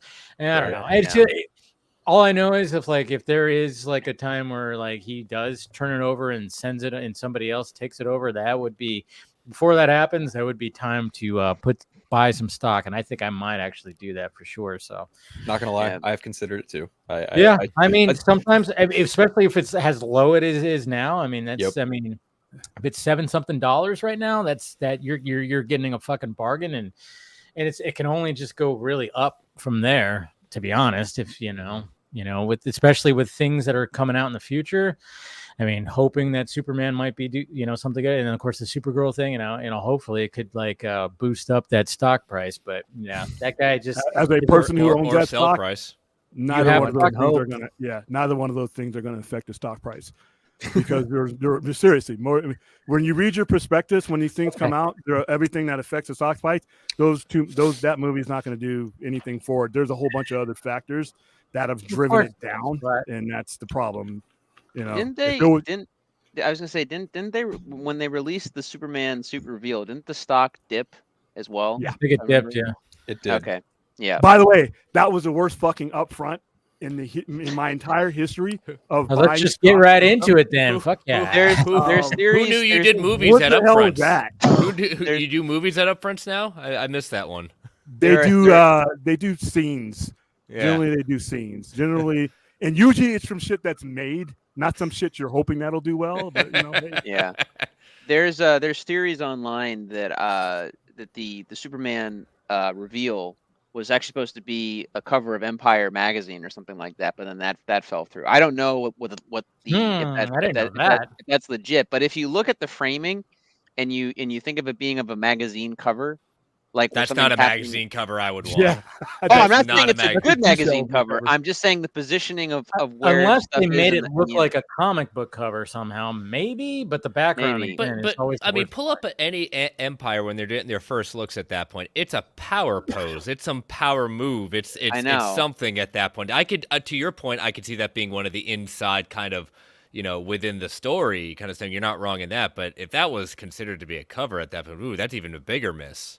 Yeah. There's really no positive spin that you can make on that image. I mean, the only upside there, or the only positive I've seen from some fans is that, oh, it's a sewn costume because of Martha Kent and stuff like that. And I'm like, yeah, sure, but it still looks terrible. Like that doesn't make it any better. So yeah, I don't know, but either way, I'm kind of with William. I'd stay away from Warner Brothers stock. As far as like, I mean, you'd have to even with the new owners, whether it be Universal, whoever ends up buying the company at this Could point. be all of us. We get a few more people in this. I we can't go sell it because I'm going to take a massive hit. So yeah. Yeah. No, I'm not joking. If But- you bought it, dude, look at it 3 or 4 months ago. At one point, Yeah, I mean, here. it was Oh, it was like, yeah, Mhm. it's gone. It's gone down. It's bad. But I would wait till more stability at that company before even touching that stock. If that's So something about that you're 20 interested in. years. 20 years. I looked At at this least 3. recently. I really hope not. At least 3. I Yeah. looked at this recently 1 year ago because Craig and I kind of talked about it a week ago on the Eternal Night in regards to just the stock price in general. Basically based on Suicide Squad Kills the Justice League. That game lost them over $200 million. And Yeah, just, right. it hit them fucking hard. And this time last year, their stock prices in the individual stock price of a single piece of stock for Warner Brothers was at like $11 and some change. Now it's at like $8 and some change. It's not pretty. It took a fucking giant nosedive like right around after Barbie came out, and it's not gone up in a decent way since. It's been pretty bad. Yeah, people think movies is like, oh, this movie's going to come out. This is going to do this. No, there's so much involved in the way. A lot of it is faith in how the company's being ran and where the revenue generators are. And if you look at Warner Brothers itemized, there's just not enough places where they're investing into revenue generating things. They're cutting back. And when people see you cut back, it's like you take the pick and save attitude. I'm going to take my money and go somewhere else or never buy. Like if you bought it like 13, 15 months, I think it was at 16 or 17, you really don't want to sell it now because of, you're going to take it you're going to take a hit and then you're going to take capital gains issues. But at this point, it's more than just a movie or a couple of movies for them. You just got to look at, they don't seem to have like a real, like when you saw Marvel's Upfront, and you saw some of the stuff that they I heard some of the stuff they were showing. I think they showed a scene for Daredevil. No, They they showed- showed the logo. What was They it? showed the logo. They showed a trailer for Agatha all There you go. I'm along. sorry, Okay. but I heard that they showed something from Daredevil. Just the logo. Yeah, I New saw logo. that I read that they showed like a teaser for Daredevil and Did Ironheart. they really? Yeah. That's what you're supposed to do at an upfront. Not this. Hey, here's what we hope. Yeah, we hope this is going to do well. Everybody, cross your fingers. That's July 2025. What do I do with $8.40 now, man? I mean, Yeah, they definitely. Now that I thought about it, there was definitely scenes with Matt talking about how New York's changed. Well, there's things that have definitely happened in the MCU and in the time between season 3 of Netflix and now. And we, also and the event. We always can refer to the event like in the Netflix always talked about. Yeah, and Matt Murdock witnessed the blip. He survived it, so things have definitely changed in New York. That much was confirmed by Echo. So as far as DC though, I mean, I'm still with William because I think that basically the public consensus I feel has started to finally catch up to the comic book fans that have been paying more attention to how the company's been performing and like what they're doing and all this stuff. Like 2 years ago, if I had been more, if I was more like cautious or negative, like I would get a lot more blowback. And this was only on Facebook, but they release, it was like on I think it was on Comic Book Resources. They showed an article releasing, the release date for Supergirl down the line. It's like, okay, cool. But I legit just asked, I put out the question, not being negative, but basically like, so what happens to this movie if, say, the Superman movie underperforms? And that's it. That's all I asked. I didn't make anything negative, no one way or the other. Yeah, just a And- question. Right. And I was waiting for like, the very negative comments to come back, like, how dare you say such a thing, or things like, and like instead it wasn't even that. Like, everyone was actually pretty practical, and they were like, yeah, it'll either get canceled or they'll retool it. Wait a Or minute, you got like, practicality on social media? that's what I'm saying though. But that's how I know. That's how I know that, like, as far as like actual like logical DC fans at this point, but a lot of even the public is just being there's Caution. not as much. Yeah, there's more caution, but there's not as much pushback as there used to be. It's more of Mhm. like, even they're kind of aware that, like, yeah, I don't know, like, I Ask don't. that on Twitter, different story. Oh yeah, no. Well, Yeah. I've stayed off Twitter for the most Yeah, part. that's the thing. Like, Twitter's a whole different Big beast. same. Big same. yeah.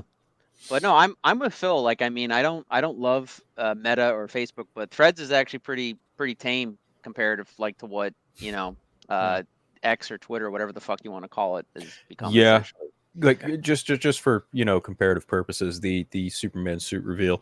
I think Paul and I shared some back and forth in regards to different social media outlets in terms of reactions for it. From what I saw, presented to me anyway, and other people on Threads were basically saying, Twitter was a minefield, Facebook was a meme fest, and Threads was nothing more than praise for James Gunn doing that suit. It was literally, if you looked at all three, very different reactions on every single platform. Well, I think either way, as far as like Marvel goes, it seems like they've, at least for right now, we still have to wait to see how a few things turn out. But in my Right. opinion, it seems like they're actually responding to negative feedback. Like, they're actually trying to pivot. Like the decisions they're making on Born Again sounds like it's all in the right path of what fans want from that particular franchise. Deadpool and Wolverine looks to be awesome. Like, I'm going to be seeing that opening day. Like, Same. and yeah. So at least I'll give Marvel credit. Like they're still doing smaller projects, but for the most part, they're focusing on what they need to focus on, and they're pivoting where they need to appease fans, but still make a decent product. I still think, though, they're stuck with Agatha all along and Ironheart because those are way too far along at that Yeah. point and couldn't Yeah. ditch it. Yeah, So that's that's a fair assessment to that's make. kind of like the That's what I said. remaining that they have Yeah. to find a way to, like, just, okay, we got one more. I'm not saying they're not going to be bad, but they're definitely not ones Yeah. that are going to be firing up the base to say, oh, you got to see this on Disney Plus. Well, Yeah, Ironheart but- looks like an actual like Disney, like, it's like, I mean, we see like the shot and it says, like, I remember I even commented, it was like when I saw the screenshot of, like, it's Ironheart and you just see the costume and then it says Disney Plus, and I'm like, if you see that from afar, you go, yeah, that set looks very Disney. It looks super Disney. When it comes to Agatha, I'm like, all right, so this is something that came off of obviously WandaVision, and it was great, and I love Katherine Hahn. Yeah. I love her. Like, I've always had a little crush on her. Just something about her is like, ever since like Anchorman or maybe even Step Brothers. Step Brothers. Yeah. Step Brothers. She's Oh just God, I so loved her in Step Brothers. fucking funny. She's just so fucking, and her face, just like what she does with her, like, just the funny things that she does with her face. And Well, the she way stole that the show in WandaVision. She does. Yeah. So I have hopes, but at the same time, I'm like, yeah, but what is this? I mean, to me, it's like, this is like Scooby-Doo shit. But at the same time, I do appreciate that the whole titles thing that they did, where everybody's going like, why do they keep changing the title? I'm like, well, those are going to be episode titles. Mark my words. Those are Yeah. episode titles. So I'm it's just certain kind of that they're gonna be playing episode titles. into her character, and they showed that in the trailer where it's like, oh, is it this? Nope. Is it this? Oh, okay. I get what you guys are going for here. I'm not quite sold on it yet, but hey, we'll see. What I enjoyed at the upfronts though was, I think it was TV Line got D'Onofrio and Cox in an interview, Yep. and they asked them specifically about the mid-season, when they were midway through, and Revamp, the revamp. Mhm. And I mean, kudos to Vincent and Charlie for the way that they handled that question. Like, you're like going, wow, you guys have got some interview skills, because they never threw what was going on before under the bus, but you could tell by their answers that they were talking about how this is a New York that we feel like we've seen before. Mhm. And they talked about all the characters that now are coming back, Mhm. like Foggy, like Karen, like Vanessa, that weren't going to be there before, but now Born Again, after the revamp, are bringing back not only the characters, but the original actors. And you could just tell that Vincent and Charlie were very enthused about the direction that the show went after the revamp, which made Mhm. me excited because I know this is not going to be the Netflix show. Mhm. But at least it will be something closer than what they were going to do previously. And because even watching Echo, which Echo, when I Still haven't finally watched it. finished it, it ultimately was, it started off strong. It started off a little weak. I enjoyed the middle, and Mhm. then the ending kind of made me go, about it. But I at least appreciated the tone it went with. And I feel like Born Again has a chance to be, okay, that was your first attempt at that. Let's let's give that another go. So Mhm. but I enjoy this iteration of Daredevil. I loved the Netflix show, and I'm ready. Like, this is a Disney Plus show I'm actually like waiting on go for. Mhm. Like, there's so many of the Disney Plus shows I still haven't even seen because I just don't care. But Daredevil Born Again is like, oh no, you have my attention. Mhm. Yeah, my Yeah. attention. I do want to, KC, since it's been a little bit. I wanted to get your opinion on first off, the Superman suit reveal, especially. I mean, obviously, since they've been talking, and showing it at the upfront. But what's your Let's get KC's opinion on this. Well, I don't hate it, Okay. but I also don't love it. I like parts of the suit, which Yeah. you might be a surprise because I didn't expect the suit to look like that. First of all, I was kind of, going with the assumption that it would look like a lot of the fan art that's out there, with the bright blue and all the colors and stuff. But also, it's not what I actually would like the suit to be. Um, but it has some elements that I like. So I like the collar, that's good. I like the texture of it, and the colors are also pretty good. The only thing that I have a big problem with are the trunks. It's Yeah, of just course. not for me at all. Like, I cannot take any frame of the movie seriously when he's wearing that. It's just how it is. It will always keep bothering me in every single scene. 100%. So that's gonna have to get a bit. I don't know how he would do it, but it's James Gunn. I like most of the stuff that he made till date. So I'm hoping that I would like the movie.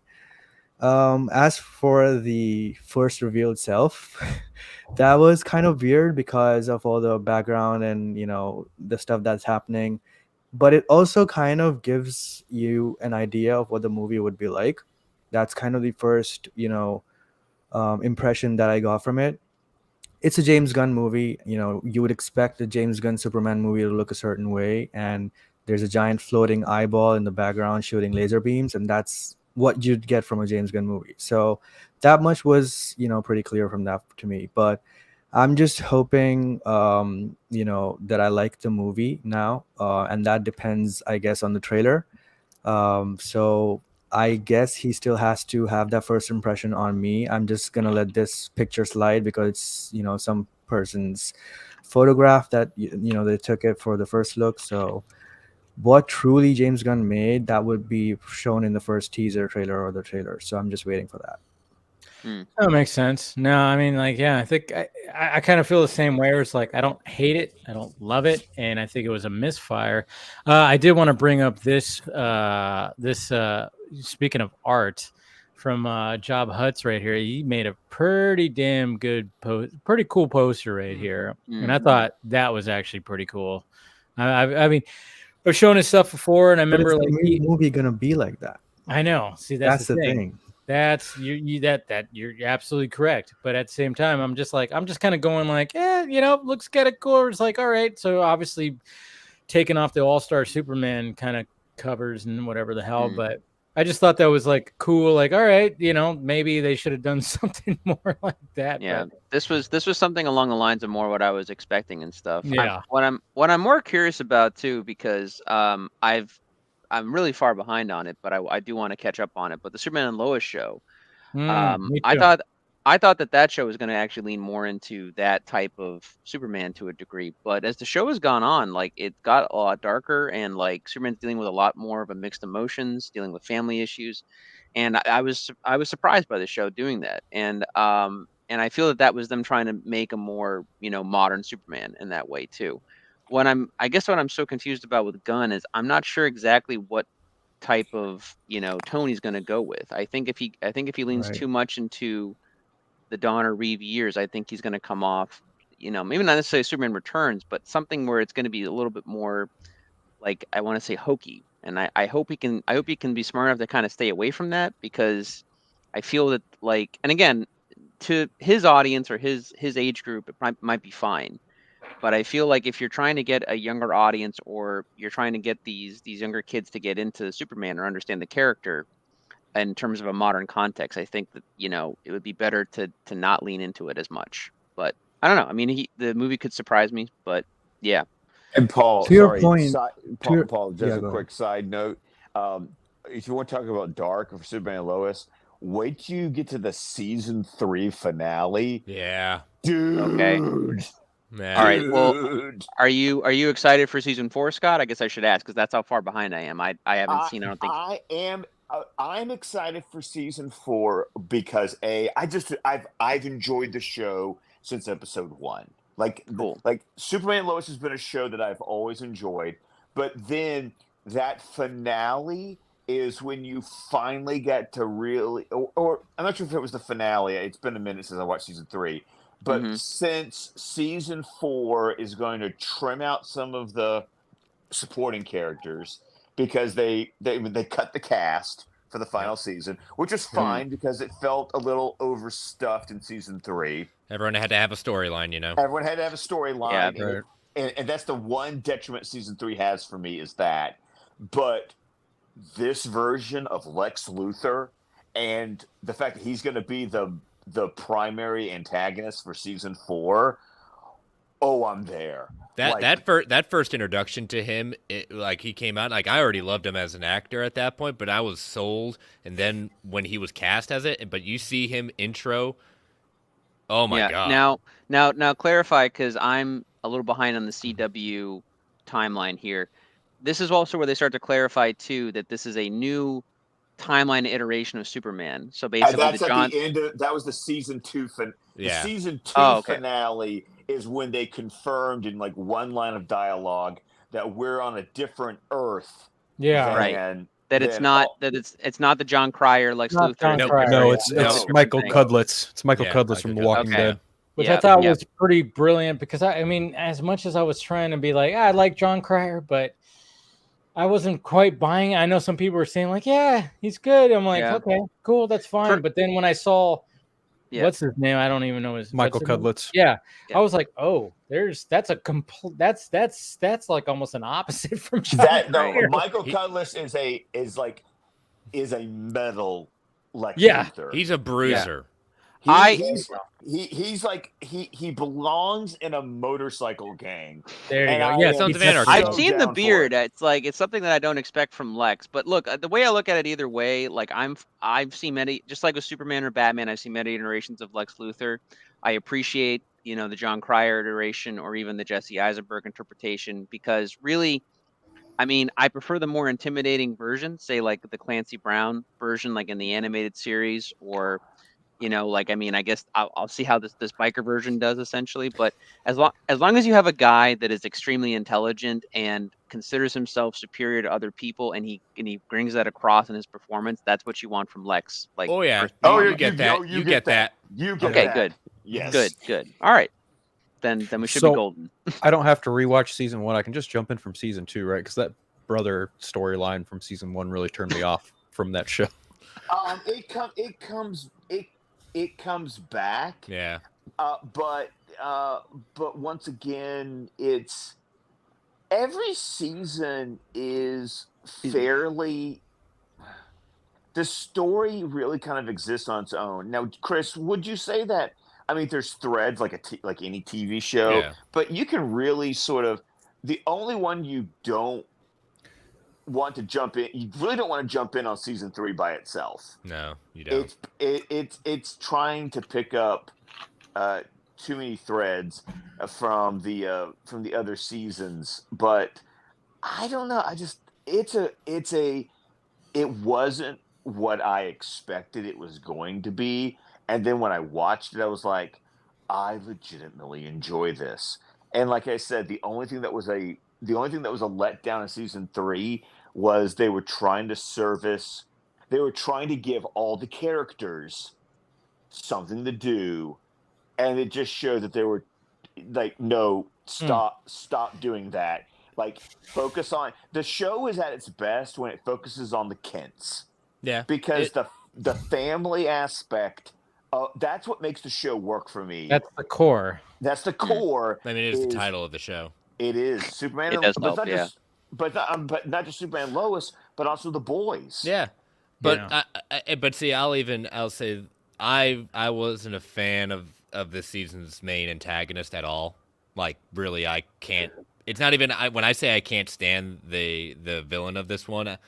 It's not because it's so bad it's good. No, I thought it was as bad. I think it was very convoluted. I liked where they went with it, but I just didn't like the villain. The one thing about this show, though, if you're a Superman, and listen, I've already expressed my uselessness for the CW, but the one thing I do envy is that check out last stream. These fans of this show and the one before are going to get a fitting ending, a fitting resolution to their story. They're not going to be left hanging. Yep.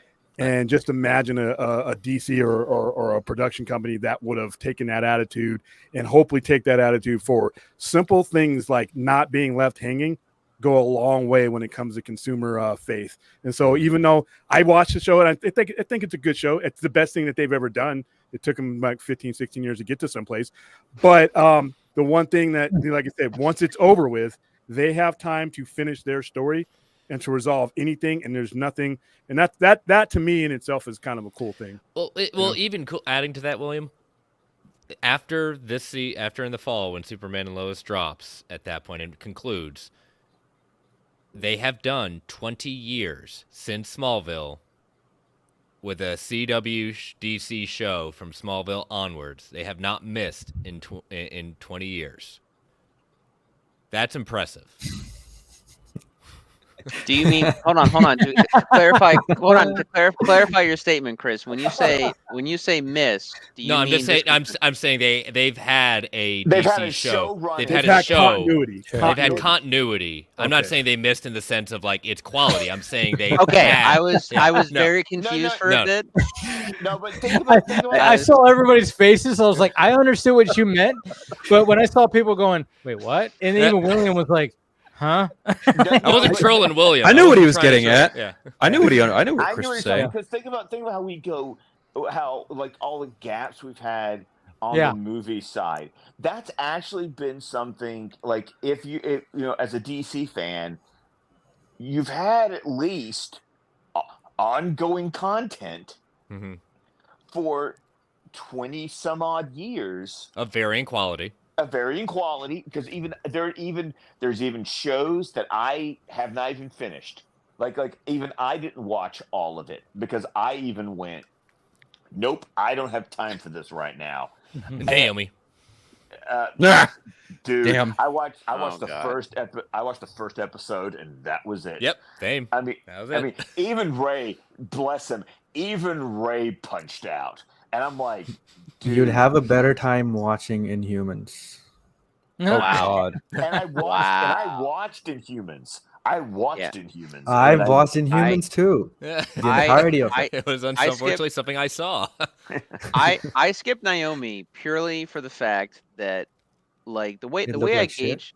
Well, I mean, it didn't look great, but like the way I gauge things too, just before even looking at the material, like, or what they're producing or making, I go off of just a simple thing of like, okay, how long is this character? Because this was right at the edge too at the time where they were starting to make like not just CW but everything. They were trying to make things based off of comic book characters that had not been around for very long. I think there was that Sony was trying to do the Spanish wrestler or something. I think. El Muerto.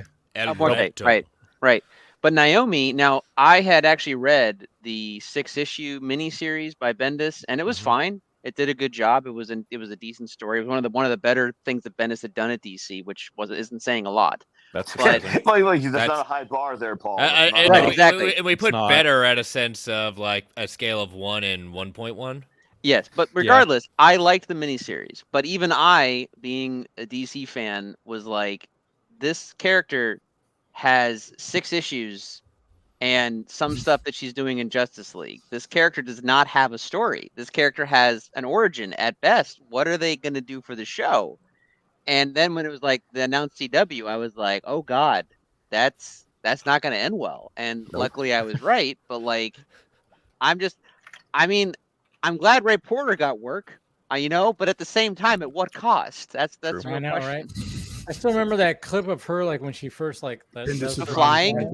Oh Yeah. my God! I was like, Oh God. I could have done this myself here. I could have done that because it was so bad. It was In so your bad. driveway, you know? Oh yeah, yeah. Yeah. No, we know Well, what Zack no, Snyder it's- can do. Yeah, with I was his saying, we driveway. know what people can do in their driveways, and they can do very good work. And he could do something like Jesus Christ. But I remember, Yeah. oh God, it was like, are you guys even trying? Like, I mean, they weren't even trying. It seemed like they were just like, yeah, that's good enough. Like, So for Well, full in their clarification- defense, and I know this is going to sound hilarious. Oh they God, weren't he's really- defending him. Well, they weren't. Okay, so the whole purpose of the operation was to hide money, so they weren't going to spend. Yeah, Yeah, money yeah, laundering. yeah. So I was those telling budgets people. for nothing, so that they could basically use it as a shell. And like I said, Yeah. in a network that has consequences, like you get fired if only 12 people are watching your show, you would never have Naomi. No, that doesn't make it past the smell test. And when you walk into the boss's office and say, "Hey, boss, look what I got," he's going to say, "Go turn around and bring back some coffee or do something, that's going to make us some money and get us views." But that network, that the weird decisions that they made were based on the fact that what do you have to lose? Yeah. What do you have to And lose? like I said, clarifying, it's not about missing in quality; it's missing in years. Yeah. A lot of people like Smallville. Listen, there's only a handful of shows that I actually loathe the existence of. Smallville's one of them. oh, Really? shots Wow. fired. I think it was that Oh. bad. I think it was an interesting Fucking show for its time. trash. All right, man. Well, I mean, But- I Listen, I know I'm in the here's the minority, but I But Will, you Ugh. weren't the in so many ways you weren't the audience for that show, and at the time it it's came out, CW. What was the audience? Not you. well, technically, William, it was the WB when that came Well, out. the Yeah. WB Back was then. started in 2001. Then it became the same. WB. Yeah. But Then it no, merged Yeah. with another money losing network, and then they together lost money for the next 16 right. years. But the point was that I have seasons of Smallville that I enjoy, and so overall, and it's really funny. What's really funny is going and listening and or watching Talkville. Oh yeah. Mhm. And watching Michael Rosenbaum and Tom Welling talk about it, because I love that, because they'll be honest whether they enjoyed something or they thought something was stupid and shitty, and that's Which is great. Rosenbaum most of the time on the Which show. is Rosenbaum, yes, exactly. And so it's fun, and heck, and Rosenbaum was a great Lex Luthor. I enjoy him Yeah, he was good. immensely. So it was what it was, and I think that's different. Is that sometimes, not all the time, because even I can go, dude, I'm out. Stop it. but there's a lot Really, of times. Aquaman. Oh, I'm just kidding. Yeah, I know. But there's a lot of times that I can watch something and I can at least appreciate it for what it is and not what I want it to be. And so, which is a healthy perspective sometimes, because it's like, That's this how is you what enjoy Gotham. You're not wrong, Casey. You're You're not absolutely not wrong. You are And I not enjoyed wrong. Gotham. I couldn't get into Smallville, but I Yeah. enjoyed Gotham. And so yeah, you're completely right. So it's just like it is what it is. There's a couple of other things though, because Dave thankfully has been keeping me up to date on the upfronts. But between the upfronts and Cannes, there's a couple of things that I'm really interested in talking about, because I do want to talk about Francis Ford Coppola, because there is so much going on with that story that I just want to like step back and just dissect. And then I'm gonna be honest, I'm ready for this Nicolas Cage Spider-Man Noir series on Amazon. Absolutely. I'm there. I'm so there. It's my jam. Wait, hold on, real quick about the Nick Cage thing. Now, is that going to be in animation or is that live action? Live action. But Scott, I'll tell you what. I was worried until I found the story that says now that Lord and Miller are now basically taking control of the Sony of Sony. Yes. I saw that. And I we thought that was a found fake clarification. They're taking over movies, animation. They are basically the Kevin Feige of Sony, and so I now have a glimmer of hope. And apparently, good things can happen. Good things can happen in the world. Yeah. Yeah, so so that was one of the big things that came out. Like, obviously, when it came, I mean, obviously, Amazon announced, Roadhouse 2, cool, whatever, it's fine. We enjoy it. We're gonna see Jake Gyllenhaal's abs again. Hey, and Conor McGregor's ass probably. Yeah, if he shows up, he'll probably show up. I mean, because he was, a presence in the first one. So, but he's just got to be lived to do that. But I don't, They have to have somebody else though as a villain, but maybe Connor. I don't know. We'll see. I don't know if Connor will show back up, maybe, but Anyway, so it was that, and then of course this Spider-Man Noir, and I was like, okay, live action, and I mean, Nicolas Cage has always been one of my favorite actors. Just growing up, I mean, I grew up on The Rock, I grew up on Con Air, I grew up on Face Off, I grew up even before that with some of his movies. Raising Arizona. Raising Arizona is probably one of his best fucking movies. And I mean, what was that one? Guarding Tess. Remember that movie? Oh, Dave! Oh my gosh! Bravo! Fucking great movie, man. Come on. Great movie. If you all have not seen Guarding Tess with Nicolas Cage and Shirley MacLaine, yes, that is a wonderful movie. He plays in it. Yeah, he plays. Check it out. It's such a good movie. He plays a Secret Service agent who is guarding Shirley MacLaine, who's a former First Lady. Yeah. And it is. I mean, it's the banter between the both of them is outstanding. Great chemistry. Yeah. Between them. So Get in the freaking car, Tess. Hilarious. That's I remember watching that with my mom, like when I was a kid. I was like, yeah, it's just a good. So I grew up on Nicolas Cage. I mean, even when he was like in Peggy Sue Got Married. I mean, there was like going back to even that is like, I don't know, just something about Nick Cage. Always been one of my favorite actors. So the fact that we had this Nicolas Cage assance that's been happening. And I've been watching, of course, all the movies that he's been doing in like the last 5-6 years, and then just getting back into the limelight. And then now just the fact that he was Spider-Man Noir in Spider-Verse, and then now they're going to be like, hey, let's do a live action version of that. I'm like, cool. And he's going to be like, oh, he's aged out, and he's going to be reflecting on all that, and it's going to be very noir. It's in the 1930s. I mean, it's going to be stylistic as perfect. And that's where I brought this up on Marvel Alliance last night, where Brent and I brought up the question to Brent. Yeah. Plug, always a plug. What kind of are we? I would love to see this in black and white. Are we going to get black and white, or are we going to get color? Because I think with Spider-Man Noir, let's go full into it. Or is it going to be like a Sin City where it's like a little bit of color in there, a little bit of black? Maybe black and white. Maybe. I don't know. Like, do they take a page out of Sin City because it's such?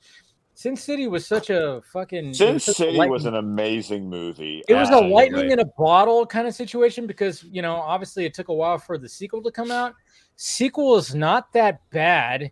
I know, like people forgot about it, but if you rewatch, it's like still pretty good. It's still pretty good. it's not bad. It should have come out 10 years earlier. That's Yeah. Yes, that's yes. what It was Yeah. just too late. People forgot about, oh yeah, and then they're Yeah. just like, whatever. It's not like the stories aren't bad. I mean, when I was watching, I'm like, God damn, Brolin would be a good Batman. And this is before, we got, this was like right around the time before they were going to be casting, because that was like early 2010s, right? Like that it came out, and this was right before we got Ben Affleck's Batman, and then there was also like, I guess Zach was actually considering Brolin as his Batman at one point. I remember just watching that, going like, I could see him as because the voiceover and everything just kind of made me feel that. Anyways, but yeah, I think people just it was kind of funny how that was such a lightning in a bottle thing, because I remember they tried to do, and I even watched a little bit recently. The Spirit. Remember The Spirit? Oh that came god, out? this movie was Oh, awful. It was awful, terrible. but it was It's trying to be awful. stylistic as that. The best part about that is you see Eva Mendes' butt. Anyways, just saying, she has a little butt That shot training in day, there. you see everything else. So. Wait, so I true have- that. I like it. Of This was a everything you better could have shot. found in that This was movie, a Dave. better- I'd say you see it just for that. There. But just look it up online, Eva Mendes, The Spirit, and you'll see her nicely posed, full on, fully barebacked. Anyways, I have questions, wow. and it's not about Eva Mendes' butt, but Well, professional then, questions. Paul, No, that's what are we that's doing all we're here? going to talk about. That's now. the rest of the stream now. Oh, He's that's already. It's Yeah. all okay. about her butt. Come on. No, no, Anyways, so- Superman, Supergirl, none of that stuff we don't care about anymore. yeah, we're Ryan done. Gosling is one lucky man. That's for sure. So wait, so this this pretty much just got announced, I guess, right? With Chris Lord and Yes, and it Yes. just yeah. Like within the Okay. last 24 hours, I think. Yes. Yeah. With this Okay. now? So Yes. Yeah. so now do they preside over Amy Pascal now? Do they make the decisions? They're working with her. She's Okay. there. Yeah. She's there. Okay. We'll What be about making suggestions? what about Avi Adrid? What power does he have? That's a good question. He wasn't Okay. mentioned in the story that was part of it. He was not No. mentioned. Didn't say he was Okay. in it. Didn't say he was out of it. Just wasn't named. I think frankly they're a good choice. I think they're fans of this material, which will help for sure. I think that they would also be more inclined to cooperate with Kevin Feige, because they want everyone to win, and they also want to do things that help everybody. So Do they need to though? That's my question. They I got don't the know. hardware. all I ask personally right now as a fan is I want to look forward to a Kraven the Hunter movie that doesn't make me think about how sexy Kraven is supposed to look. I want it to be about Kraven being a hunter. And You mean not like Animal Man? Oh, Damn. If it were Yeah. up to them, I Yeah, don't no, think that movie sorry. was even I, released. my brain had to cross over to DC real quick. I Vertigo, baby, No, Vertigo. yeah, no, you're not wrong though. No. But no, I He's want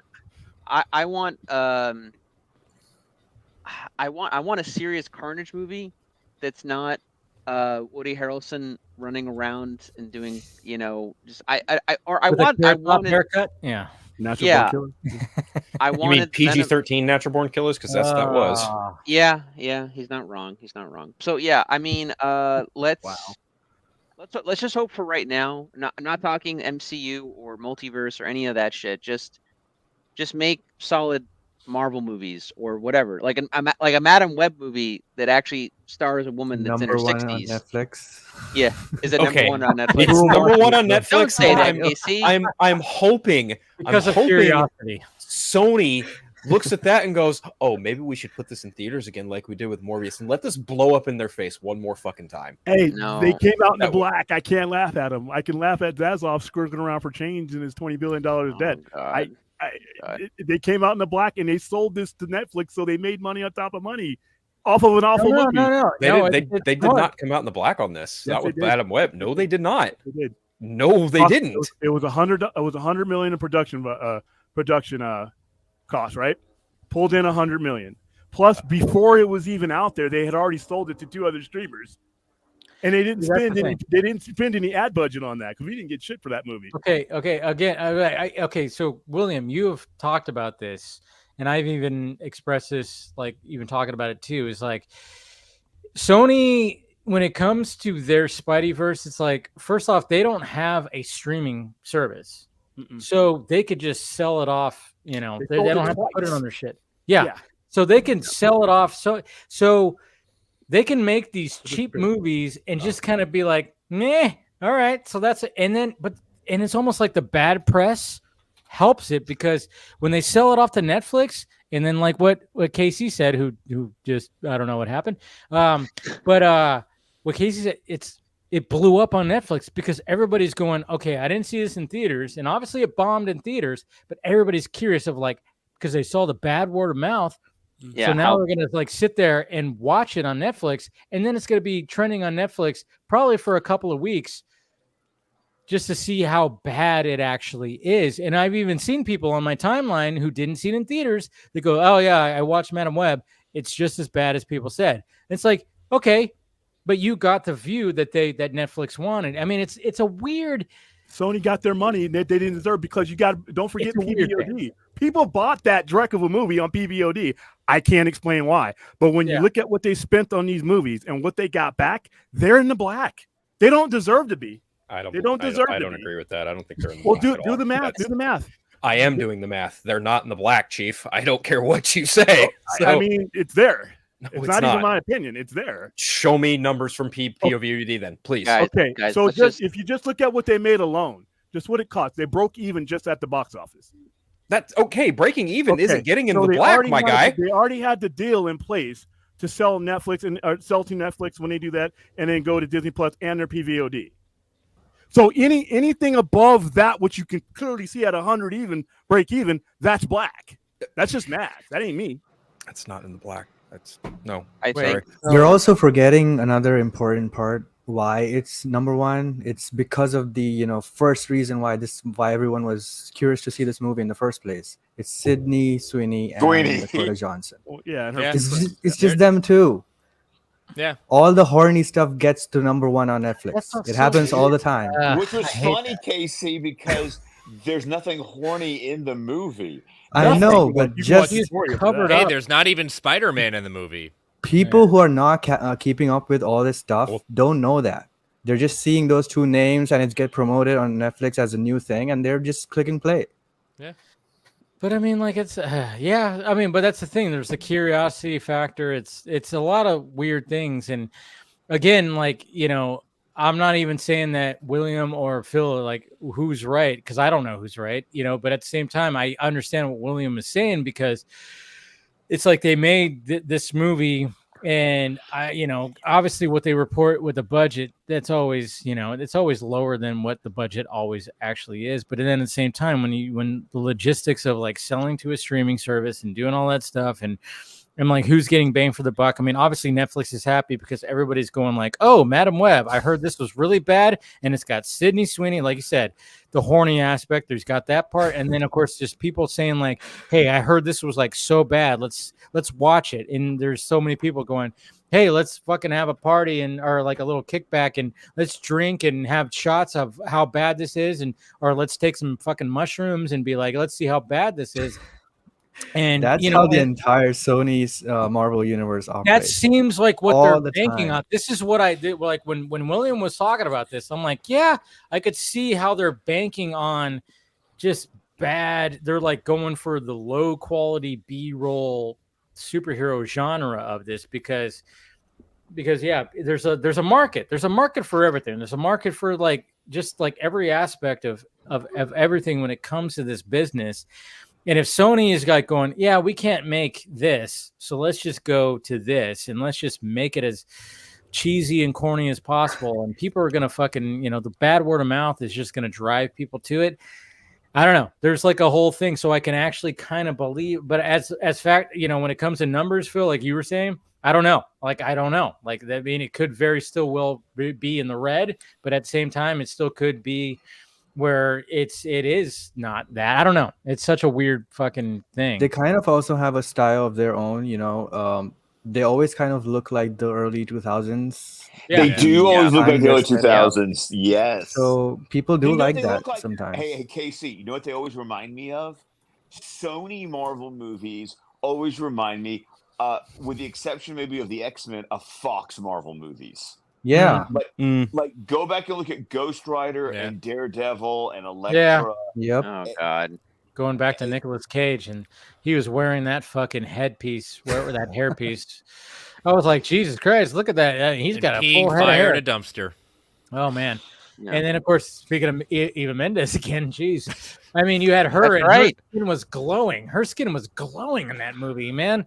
Did anybody notice, like, her skin was like, I mean, she was, like, oiled up more than Dwayne Johnson in a fucking shirtless scene. But it was like, Jesus Christ, it was like, damn, I mean, that movie had everything going for it, but it's just, and even had Sam Elliott, who even looked like, dude, Sam Elliott looks like look at that fucking hair on Sam Elliott and that mustache. And then you had that shot of them riding through the desert at night on the motorcycle and the horse. Peak. That was just like peak comic book fucking shit right there. And the movie is bad, but there are so many great moments in that movie. Like where you just go, you appreciate what they were going for. Well, and the other thing is, like, I appreciate, like, I can't remember what interview it was, but Sydney Sweeney, getting asked the questions like, "Why did you do this movie?" or something to that effect. And he said, people seem to forget, like, that movie was done like 2 or 3 years ago.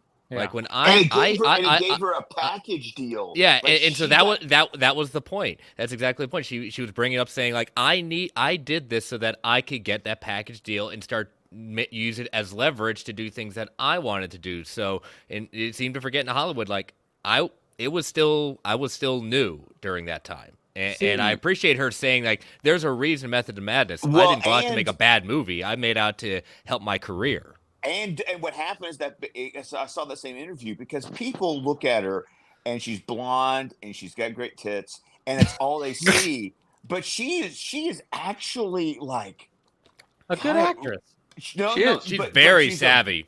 She's a business savvy because while making Madam Web, she put together the package deal that got Anyone But You made. Yep. And she made and Anyone But You made bank. And so, that horror movie had been her passion project. She was able to get that done too. Yes. Immaculate, yeah. Yeah, see, that's the thing is like people don't realize that. I mean, same thing happened to Barry Jenkins, where it was like when people were like giving him shit, like, why are you doing Mufasa? And I even said it to him, like, he gets a bag and then his next movie is set. Yep. Yeah. You know? I mean, that's some the thing. people It's do like, the Marvel movies. They want an easy payday so they can you do have to something look else. at the business side of this. Like yeah, it kind of sucks when you see like somebody, when people were going like, Barry Jenkins, you're too good for this. You're too good for this. Is like, yeah, but at the same time, he's probably got his next 2 movies, in ready to go, and he got a fucking bag for Mufasa. It's like, yeah, people are probably going to forget about Mufasa 2 weeks after it fucking comes out and not even know who directed that movie, just like nobody knows who directed the first Lion King movie. But Favreau was like, I got a bag and I'm fucking set, and but someone like Barry Jenkins, he's got his next 2 movies just set and ready to go, where nobody's gonna be like, what budget you need, and he's gonna be like, oh, I need this much, okay, and then that's it. He's set. So you have to, that's the business part of it. Just like Lord Miller are running this, though. I think we're past what we've seen with the Morbius and the Madam Web. I don't. Craven still has to come out. Yeah, and I don't even know how good or bad Craven. I like the trailer. Guy bites off a dude's nose and spits it towards the camera. I'm in. But I trust. I'm with you, William. Bring the whole family. I listen. I trust those guys with Spider-Man storytelling so far. They created out of the top 4 or 5, my favorite ones, the 2 Spider-Man Across and Into the Spider-Verse, Spider-Man 2, and then No Way Home are my top 4. So they've created, and they've won an Oscar. Should have won 2. We'll probably win a 3rd with Beyond. But I trust them. I'm ready. I wish they had done this before. No more just making movies and saying, hey, you know what? We spent 14 cents on it and we made $1. Let's keep going, because that's basically what they've been doing. Sony's greedy. They only care about not losing massive amounts of money. But now you got those guys in there. There'll be the quality control. I was so happy to hear this. Somebody brought this up. We were on. I didn't even know about it, and somebody brought it up. I think it might have been RJ or Austin brought it up, because I hadn't been paying attention to a lot of it. But I couldn't believe it. I couldn't believe it, because, like I said, usually you have to wish for shit like this to happen. And to me, those guys are the guys I want telling Spider-Man stories as long as they want to be. That should have been the bigger story at that point. I mean, that's part, like buried in the main Yeah. story. Oh, it's buried like at the bottom because Yeah. Yeah, just an article. I had to get these 2 paragraphs in to find it. Yeah. So, Yeah. But, you know, I mean, it's really, it might just, and like you said, William, it's all money. I mean, it came down to them making profit from the last Spider-Verse movie, and then whoever sanctioned Madam Web and losing, you know, all that money. I mean, granted, yes, they got into some positive somewhere with the streaming rights and stuff, but that movie like barely scraped by. Like, I mean, it, you know, you should have higher motivations than just scraping by. I agree. I don't, like I said, I just know the fact that when we got, and I'm Phil, I'm looking for this to send to you on Threads when I'm looking to find it because they put out those numbers for PVOD. People paid $19 to see Madam Web. I struggled to pay the 12 that when I saw it in the theater. I look at it as tax people write-off. paid $19 to watch. I'm telling you, man, Madam the Web. only reason it's happening. You got the porn. two cast You can members. get into a porn site for maybe free. Hey, some people are into that. You get more for your night. You get more of what you're going for Sydney Sweeney for off of YouPorn or something than $19 for Madam Web. And yeah, they because got you enough. get more from watching it on your watching Euphoria. Let's be honest. Exactly. So I don't agree with what Sony is their operation and how they've done it. It's been horrible because I think that's bad. Just you make a couple of money, you get a couple of bucks in the black. That's you still put out a movie that wasn't good for your brand. But what Lord Miller had put out have been excellent for the brand. I mean, I'm happy. When I saw the first Spider-Verse movie, that's the first thing I wanted. I wanted a live-action Spider-Man noir movie starring Nicolas Cage, and that's what's happening. And There you go. I'm happy. Christmas I wanted Carol. it exactly like that. I wanted black Did you and white. see him and at all that. Cannes? The dude's like, I mean, he's still looking pretty electric. I mean, I'm sure he's had, you know, always some work done, but I was like, well, at least it looks good. I mean, it doesn't look like, you know, Yeah, the work that he's had. of his latest movies, the one that I still need to see is Yes. Mandy. I need to see. I've that seen one. Mandy, but there's the one, what was the dream What's the one? one where he plays Dream himself? Scenario. Color Out of Dream Space. So there's The Dream Color Out of Scenario. Space movie was really good. Weight of Deep- massive Deep- talent. Yeah, I saw Pig, that one Pig was is very also good. very good as well. I didn't see Pig. I gotta see Pig still. Yeah, there's still some. But what was the what was the one where the outer space movie? What was that called? It was called Color Out of Space. What? Color Out of Space. Oh yeah, Color Out of Space. That was. Yeah, I saw that one, which I thought was good too because it was just so weird. It was just. Yeah. I mean, I thought And I he was really good happy in it. I wasn't. Huh? Yeah. He was really good in it. That's the thing about Cage is like he will give you that performance that you want, and especially when it came to like Mandy. And I mean, Mandy he'll was give wild. you that. He'll give you that Nicolas Cage crazy performance if you want it, and that's the thing. It's like, and I think that's why people, and then especially when it came to Renfeld. You know, I wish he was in that more, but at the same time, I still enjoyed that movie, but it was very much like kind of B-roll. He just very much leaning into is like, I know what I am right now. And maybe he even talked about how those series of like just direct to movies, stuff like that, he was in some serious debt and financial trouble, and that's why he did it. And guess what? It worked. He's out of financial. Now he can start doing whatever he wants, not just because he wants to be financially sound, but now because he enjoys it. So good for him. Right. Yeah. No, I mean Nick Cage can do pretty much whatever he wants. They could have actually not fucked it up in The Flash and actually had him come back as Superman in some capacity, and I would have been curious to just see how that played out, you know, as opposed to doing the whatever. Yeah, I don't know. This is That would require them to have vision. Yeah. Nice. Look at him. I mean, he's looking sharp. I mean, like, you know, he did have. You can't tell me he hasn't had work done, but the work he had done, not too bad because for his age, he looks still pretty sharp. He's living out so here. I'm like, He seems pretty happy. yeah. I mean, it's a good shot of him right there. I like that shot of him. So, do we use this as a segue to talk about his uncle? Yeah, please. That's very good. Yeah. Because that trailer was a fucking trip. Megalopolis. I'm sorry. Dude. I saw that trailer and it went, I'm in. Like, I don't know what this is, but I want to watch it. Yep. And what I don't, and Dave, you have been the voice saying the same things that I've been thinking. Is that there is some kind of, I don't know why, but there is some sort of cabal that is just like trying to take him down and kill this movie, and I don't understand why. I'll tell you exactly why. Okay. Because all the major film studios rejected it. They found a French distributor that took it. And I mean, listen, I'm not saying the movie's going to be a masterpiece, but it is a movie that this man spent $120 million of his own money making. So I have to believe that he believes in somewhat of the movie. But if this movie is a success and audiences embrace it, it makes the major studio heads look like assholes. Yep. I mean, it's not like we don't already know that they're assholes, but like, you know, it's like he's very much pushing back to the Hollywood machine. He really is. Yep. He's been pushing back against it since he started. I mean, he was one of the offer is beautiful. Yeah, I mean, it's wonderful. The fighting he had to do, amazing show.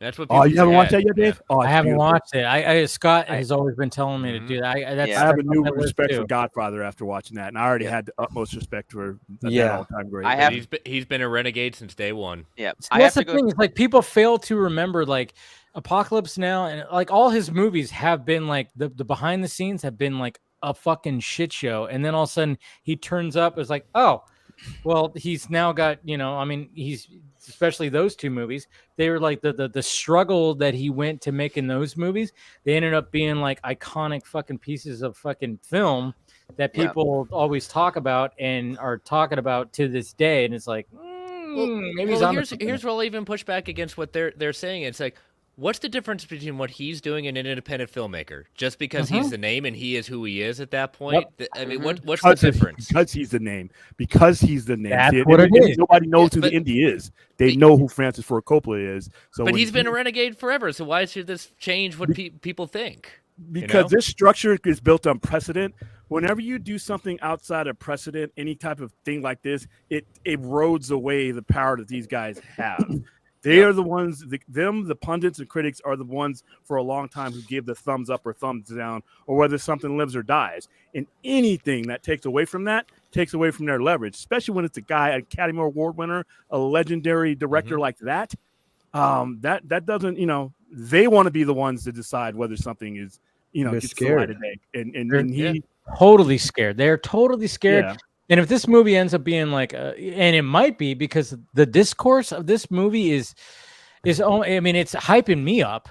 You know, I don't care about like, you know, if some of the stuff is like true and stuff. Yeah, I mean, I get it. Like people that go like, oh my God, I'm not gonna see this because he's an asshole. I'm like, no, I'm like, okay, if that stuff's true, fine. But I'm like, just the whole process and the discourse and what's been happening. I mean, there's things that are happening too, because even at Cannes, he's been like arguing with like John Voight, who's like, you know, it's very we're conservative. Different political allegiances. Yes, but then even the stuff that he's been saying too, he's going like, I have actors that have different political beliefs, and he's like welcoming that, and it's like something that's new to Hollywood, because you know Hollywood leans very much one direction. No. And what? You don't say. Yeah, I know. So it's like, so the fact that, you know, he can have like these conversations where he can talk about his actors being like, we're like different, you know, and then just this story that he's been trying to get out there for 40 years and how it can even be more relevant, and seeing the reactions at a Cannes and seeing like the online and of course like looking at the reviews, it's just so funny because you see people going, oh my God, this is a crazy masterpiece, and then you see people going, this is the worst movie I ever seen in my fucking life, and it's like, it's so funny. Hyperbole, Batman. Oh, it's totally hyperbole like a motherfucker. Says the guy wearing a Batman shirt. Hey, I'm trying to of stay on all brand this, here. though, I hear you. Out of all this, though, I'm so glad that he dropped that trailer, because that trailer just speaks for itself. Good. Like Yeah, it anyone does. can say anything, but that trailer just has my interest, like from the first frame to the last. It looks amazing. It does. And I have no idea what's happening. I'm like, what the fuck is Exactly. it? It reminded me, like, that's why I compared According it to the critics, the no one else Wachowskis. filming does either. Yeah, but I compared it to the Wachowskis because I was like, When I watched The Yep. Matrix, I remember watching the Matrix trailer for the first time going, what the fuck is this? And I'm Yeah. like having the same things, like same feelings. You know, there's been a handful of other trailers where you go, what the fuck is this? And this is what I'm going like, what is happening? There's like statues moving. There's time. He's like the teaser would have had Adam Driver like stopping time. Like, what the fuck is this movie even about? There's like an fucking- asteroid. There's like Yeah. a meteor shower. And it's like, I all I'm basing this on is one, the cast is amazing. Yes. Two, visually, it is just like one of the most visually gorgeous things Coppola has ever done. And I'm just like, that's all I need. It looks pretty. It's by Coppola and it has all these actors. I'm in. And the thing is though, when I see the trailer, I don't see this movie being the kind of movie that is some sort of runaway success just because I don't have that kind of faith. I don't have that kind of faith in the general audience. I really don't think it will make money. But that doesn't mean it's not going to be a good movie or a well-made movie. And so for me, I can't wait to see it. And if I could see it in some sort of premium format. Oh, I hope. It has to release in theaters. I'm pretty sure IMAX already said I they were thought doing IMAX a already distribution. like got it. Yeah, but I live in India, so it has to have a worldwide release. So yeah, you're right. Yeah, that's a problem. It's not a general audience kind of movie. Yep, even it's like not. when I look at that's the my worst fear. When you look I don't at, want to like- see it on my TV. You want to watch it on your phone, right, Casey? Yeah. Yep. That's Just cinema as should for be. no one intended. Well, it's got to be in what 400 theaters to be Oscar contender, right? Is that the? Wouldn't that be crazy if it ended up like being an Oscar contender? That would be insane. Well, it's Francis Ford Coppola. They'd by throw away default, it votes could be. just to make sure it doesn't. Yeah. Of course they would. It looks like a mix of, The Matrix and Cloud Atlas, Cloud Atlas, based on the ambition that movie had, and also Babylon, which I know not a lot of people like still that have movie, not but I seen love it. Babylon. I've seen it. But Babylon was great. I loved it. I love that movie. It was See, that's the thing. I love Damien. Maybe I'll watch it this weekend. And you guys reminded me because I got to watch that. But because I like Damien Chazelle because obviously Whiplash is like probably in my top 20 favorite fucking movies of all time. That movie just goddamn, that movie just because I like I'm a kind of a drummer myself, and just that whole, I don't know, just that, and J.K. Simmons was just his best performance ever. But so I still have to watch Babylon. I don't know why I keep putting it off, but yeah, I get reminded of, and people are even saying that too. I've seen that on my timeline where like, this reminds me of Babylon, and I'm like, that movie is also very weird, and it doesn't, when you start that movie and when you end that movie, you don't feel like there's, a linear storytelling there. It's so over the place, and I love it. You sold me. I'm watching it this weekend. Fuck yeah. But Paul, I know you got to go, Yeah, I love it, dude. I love to stay up until 3 a.m. here to talk to you guys, but I gotta get up early in the morning and get a lot of errands done. But again, thank you so much for having me on. I always love chatting with you guys. I'm looking forward to seeing Megalopolis, Daredevil coming back, Deadpool, Wolverine, and try to catch up on all these movies that I've missed as well. But again, thanks for having me on. And if you guys want to follow me, come find me at pmickey1988 on Instagram and at Paul Panhook on Vero. So see you, Paul. All right. Later, Paul. Talk Thanks, later, guys. man. Have a great night. Take it easy. But yeah, I got to watch Babylon. I don't know why I keep putting that off. I mean, especially when you have, what's her name? What's that? Margot Robbie. Oh, yeah. That's her, dancing all sexy. And obviously there's some nudity involved.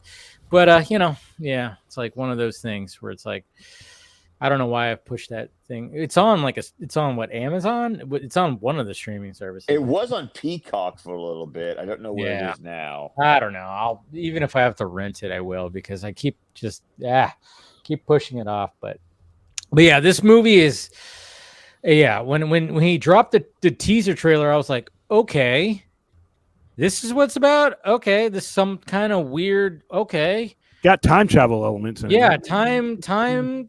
stopping time, cool. I'm all for it. And then you watch the actual trailer, and I love how it's so old timey, because when it starts off and you see like it's like, it's very old school, which obviously I get why he did that. It's Francis Ford Coppola, and then all of a sudden you're just watching all the imagery, and you're like, wait, there's literally a Ben-Hur kind of sequence in this. Like, what's going on here? And then you got statues moving, you got buildings falling, and like you said, you got like meteors. I was like, what? Like, there is something going on here where it's like you got orgy. Like, you could tell this is Yes. going to be some sort of like Roman Empire-esque That's what he's metaphor explained it going like, too. on. Yeah. It's just, and I don't even think I've seen that explanation. I just get that from watching the trailer going, well, this looks like Rome, but it can also be America. I just like, you've got my brain firing, and I want to see this. I definitely want to see it. Same. Yeah. It looks See, that's the intriguing. thing. And that's the thing is like, and with all these allegations that are coming out, and I'm like, yeah, that could be true. Okay, I get that. But at the same time, it just seems a little weird timing. And then all of a sudden you got like another producer coming out going, I didn't hear about any of this.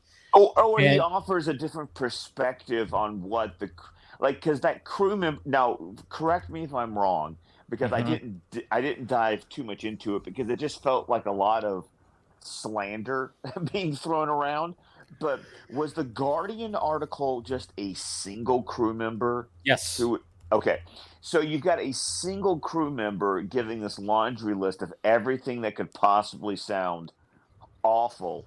And then you have at least that producer that comes on, and then like in some cases says, well, I never heard about this, or says, okay, I'm going to take what that person says, and I'm going to say, but here's my version of the context of what that guy is saying. And it really is interesting how you can just spin one way or the other. But I guess, Dave, to your point that you said on Film Junkie Live, and I agree with this, is where did we get to the point where someone makes an accusation or an article comes out, and then like this entire group of people just wholeheartedly believe it, no questions asked, like it's the gospel truth? I don't understand that whatsoever. We're in 2024 now. Now people just go like, immediately when they hear. I mean, I've saw tweets where like, well, I'm not going to see this now, and I'm like, all right, so you're just going to believe everything at face value? It's like, okay. Everybody just like when they hear allegations, they immediately just go by, okay, I'm going to believe this. I mean, that's just where we're at right now. But I think a lot of people, general public, maybe, obviously they're not going to know this kind of stuff. And I think a lot of us like here will be like, all right, well, I mean, it could be true, it could be not. I don't know. I'm just kind of just in it for the art. We're just like kind of in product. It for the art of film. We're in it for the product. I mean, again, we're just, who knows? I mean, again, we always try to say like, oh yeah, everybody that is in Hollywood that we like, they're all saints. It's like, no, they're not. There's some shady shit that's probably happened that we don't know about. And when stuff like comes out, like especially when they go back and go like, oh yeah, Apocalypse Now, he did this on that, he did this on that set, or he did, on this set. It's like, it's like, okay, so you're bringing up stuff, something from a set from 40 fucking years ago. And it's like, now we're just like, oh yeah, checks out because he did this. And it's like, I'm like going, okay, I'm kind of exhausted now, to the point where I'm just going, I just want to see the movie more, because you're sitting here telling me that I shouldn't see the movie because of this. Dude, I have that misanthropic slant to me so hard. So much. You're telling me that I shouldn't see it? Fuck you. I want to watch it even more now. Thank you very much. That's where I'm at. That's where I'm at with this, where I'm just going like, okay, you're saying this, and I'm just kind of going like, all right, now I want to see it more, and it's so funny too, because I'll even get people like, I got like somebody I got somebody in my mentions like, oh, we've seen this before. And I clicked on his Twitter and it's all Snyder stuff. And I'm like, okay, so you're comparing this to Snyder. Not exactly the same thing, but I get where your head's at. Okay, sure.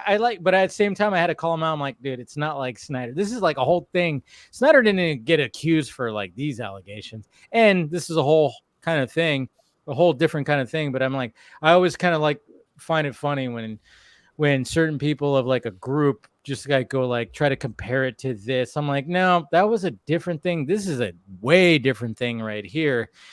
When it comes, but at the same time, both of them, I see where your head's at. It's like both of them can be studied for like how the Hollywood machine treats some of these filmmakers.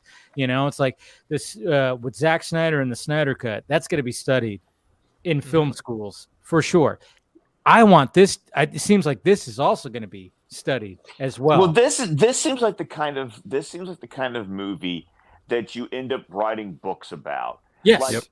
I've got the book Future Noir that's all about the making of Blade Runner. I have that. Ooh, That was great. Oh, it's a great book, and the only thing I haven't read is there was an updated edition that included a Blade Runner 2049 stuff into it that I want to read. But that book talking about what Ridley Scott went through and and what I love about it is that it didn't paint Ridley Scott as a saint. It talked about like the rain and like them always like that screenplay writer got treated like shit. Remember that guy that got fired?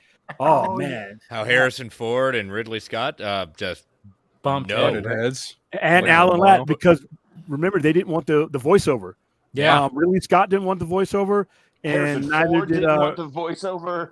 The company made them because it said this movie is too out there. You need to explain this, and they forced that on him. That's why in the director's cut he takes it out. But I like the voiceover. But see, those are the kind of movies. Like that's when you get like these massive like making of books that. And that's really kind of almost been Coppola's like entire career. You watch The Offer and you see what's up with The Godfather. You see 3 different cuts of Apocalypse Now. I mean, fuck, even The Outsiders. He got The Outsiders trimmed down, and he has a director's cut that when you watch that, you go, but this is the entire book. Yep. Yes. 100%. Yes. Yes. That's why the director's cut's called the complete novel. Yep. Because it's like it's the whole fucking book. It's the whole fucking book. You know, it's just and Coppola also has been smart that he's had his vineyard operation. So he's been able to like independently generate wealth for himself. And it's just like, so dude, I'm here. Maybe some shitty stuff did go down. Cool.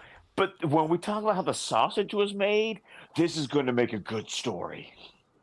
Oh yeah, totally. Especially if it exceeds expectations in the sense of like, I'm not talking it being $100 million, $200 million, but like where they're going to place it and where it ends up at that point. Yeah, he'll be laughing all the way. Yeah. No matter what, he's laughing just because he got the fucking thing made. You know, he's been trying to make the thing for 4 decades. 4 decades. Yeah. He thought about this fucking story when he was making Apocalypse Now. You know, he's been thinking about it and almost got it made in like 1989, and that fell through. So, I mean, the fact that he got it made, it doesn't matter what it does in the box office. He does not fucking care. The fact that been a renegade since the beginning. The fact that he got it made, and that almost makes me go, God, I hope this thing blows up the box office just because also you don't put your own money in. You put your own money into something just because you want it to exist. Yep. Because anyone will tell you putting your own money into something is financially a disaster scenario. Like you don't do that. Nope. You're told not to do that. But in this situation, like we discussed earlier, all the studios passed it up. It was the only way to get it made. And he has the money to do it. So he was like, screw it. I'll make it myself. And like Thanos at the end of Age of Ultron. I was about to say, did you mean to quote Thanos? I'll do it myself. Well, I think he's gonna. did. I think he's gonna kind of pull like a George Miller in a certain respect, where he's literally gonna show everyone what you can fucking do if you self-finance a movie. Now, granted, not everyone has the luxury of being able to self-finance their film, but he's gonna show, like, here's what happens when you don't have some bean counter breathing down your fucking neck to make a movie. But it's also not about just financing. It's also that he has been in the game for so long. How many different connections, how many different friends, how many different favors he can call in at that point. He's not like your standard independent filmmaker in that sense. He's got all this knowledge of what he has to do and what he's had to overcome in his own career too. True. Yeah, one of the parallels between, like what you were bringing up with Zack Snyder and him, is because the trend that got Zack Snyder's movie made was outside. It was a power that was outside of the studio structure, and they look at, like I said, they look at that kind of stuff that, they don't want that to happen again. They don't want that precedent. They still want to have, that cabal, and it doesn't breathe, or see the light of day unless we say it do. Hashtags, things like that. The way that movie came about. You could hear it in Ann Sarnoff's voice when 4 days after it was released, she basically shit on everything because that wasn't the old school Hollywood way of getting a movie made. And if things like what Coppola did, if things like this become enough of a trend, I don't think it will become a big trend, then that puts the power outside of them, and they don't like that. It's going to be interesting to hear other filmmakers talk about it. Yeah, like your Quentin Tarantino's, your Edgar Wright's, even your Steven Spielberg's, who's very part of the big Hollywood machine. I would say like Edgar Wright and Quentin Tarantino are kind of just like, they still push back against it. Steven Spielberg's very much a love child to the Hollywood machine, obviously, but it's just going to be interesting to see the reactions to, when is this movie actually coming out? So that's the thing. It was shown yesterday this year, I think. at Venice. It was either Venice or Cannes, one or the other. Cannes. Cannes. Right? So they have not found a distributor to put it in a worldwide release yet. However, I did see they don't have Amazon... an actual date yet, right? Right, exactly. So it's last I saw, Amazon and Apple were the two contenders to be up to foot the bill for distribution. Dude, they should it'd make the most sense for either one of them. They could throw money at it and not miss anything. Pull that out of their to be fair, Apple gave fucking Scorsese $200 million to do Killers of the Flower Moon. Yeah, and this was $120 million venture out of his own pocket. It's going to be a fucking drop in the bucket for them to not only market it but put it in theaters too. Either one of them. Because they're Apple not even the producing. Discourse They're not even producing it. They're just distributing it. Right. That's all he needs is like, and I could totally just see like the discourse of everything that's been happening. They're probably highest bidder kind of thing going on right now. I mean, definitely, because they should be clamoring for something like this, because people are going to be like, wait a minute, we're hearing like this negative buzz and what the fuck, and then they start looking up the story. They start seeing people talking about this and going like, wait a minute, it's either going to be the worst thing that we're ever going to see or the best thing we're ever going to see, and it's like, I mean, again, it's just this is this year's. I want this to be this year's Barbenheimer. I want this to be Oppenheimer. I hope that this film lands like Oppenheimer did, but time will tell. Yeah. It's just but I'm not setting myself up for those kind of expectations. Because once again, I don't have faith in people. Oh, Scott, I get that completely. I don't either. I'm just saying. I think we just cut a hope for it, but we're also going like, well, let's the real world is a thing. We acknowledge it. We acknowledge the real world. Yeah. I've heard nothing bad about Fall Guy, but it did what it did. Everybody we sent to Fall Guy loved that movie, or they had nothing bad to say about it. Great movie. It did what it did, and I'm like, well, nobody saw it. I think the biggest mistake that movie did was the title. It should have been something else. I think the reason people didn't seem interested or just didn't go see it was because it was called The Fall Guy and people didn't know what that But meant. it's called that because it's based on a TV show. That doesn't matter to the general audience. Should have been called like The Stuntman or The Stunt Yeah, Guy. something like that. Stuntman, I would have gone for that.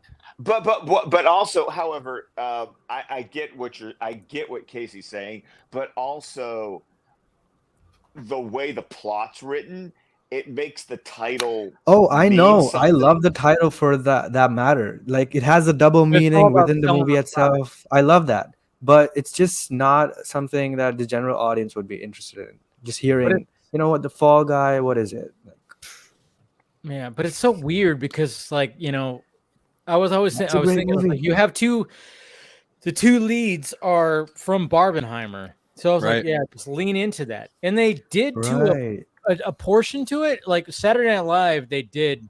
I don't know if you guys saw the opening when like Ryan Gosling hosted Saturday Night Live. They definitely did lean into the whole Barbenheimer thing because, you know, Emily Blunt showed up and they did all that. But when it came to the marketing, it's There like wasn't much there. There wasn't really much there, and it was like I really expected, like, okay, you guys should really lean to the fact that you have two of the actors from the Barbenheimer phenomenon that happened last year.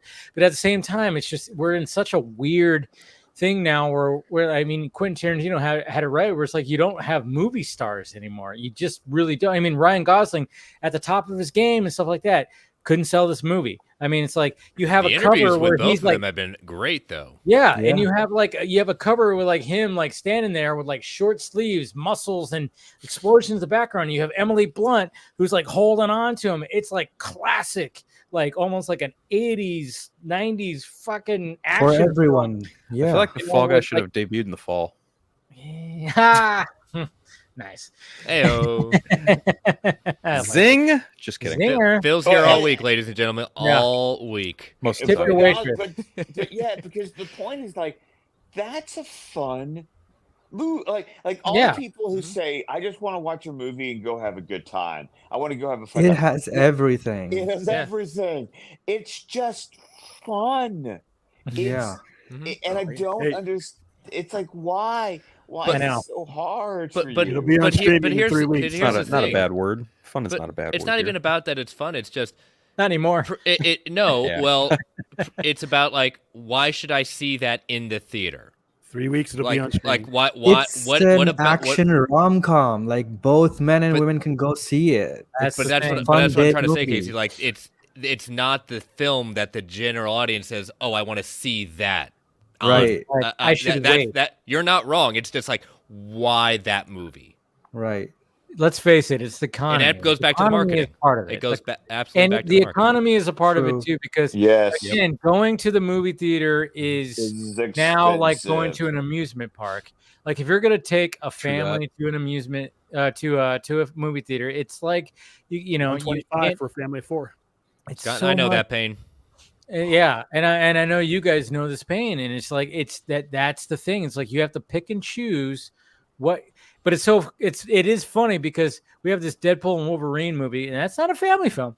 That's not a family film, and it's like, is that what's that movie going to do? And I mean, obviously we're thinking it's going to be like, oh, it's going to save Marvel Studios. It's That gonna will help. definitely do well. It will do well because there's an audience for it, but when it comes to the family aspect, and that's what I'm kind of Right. curious when it comes to If. And you know, it was kind of funny because when we got into the movie theater, my mom even like it was like 10 minutes before.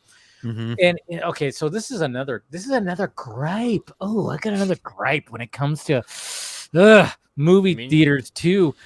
I'm gonna like express right now because my mom was like, because we got in our seats probably about 11 minutes before the movie started, you know, and we're sitting there. Big mistake.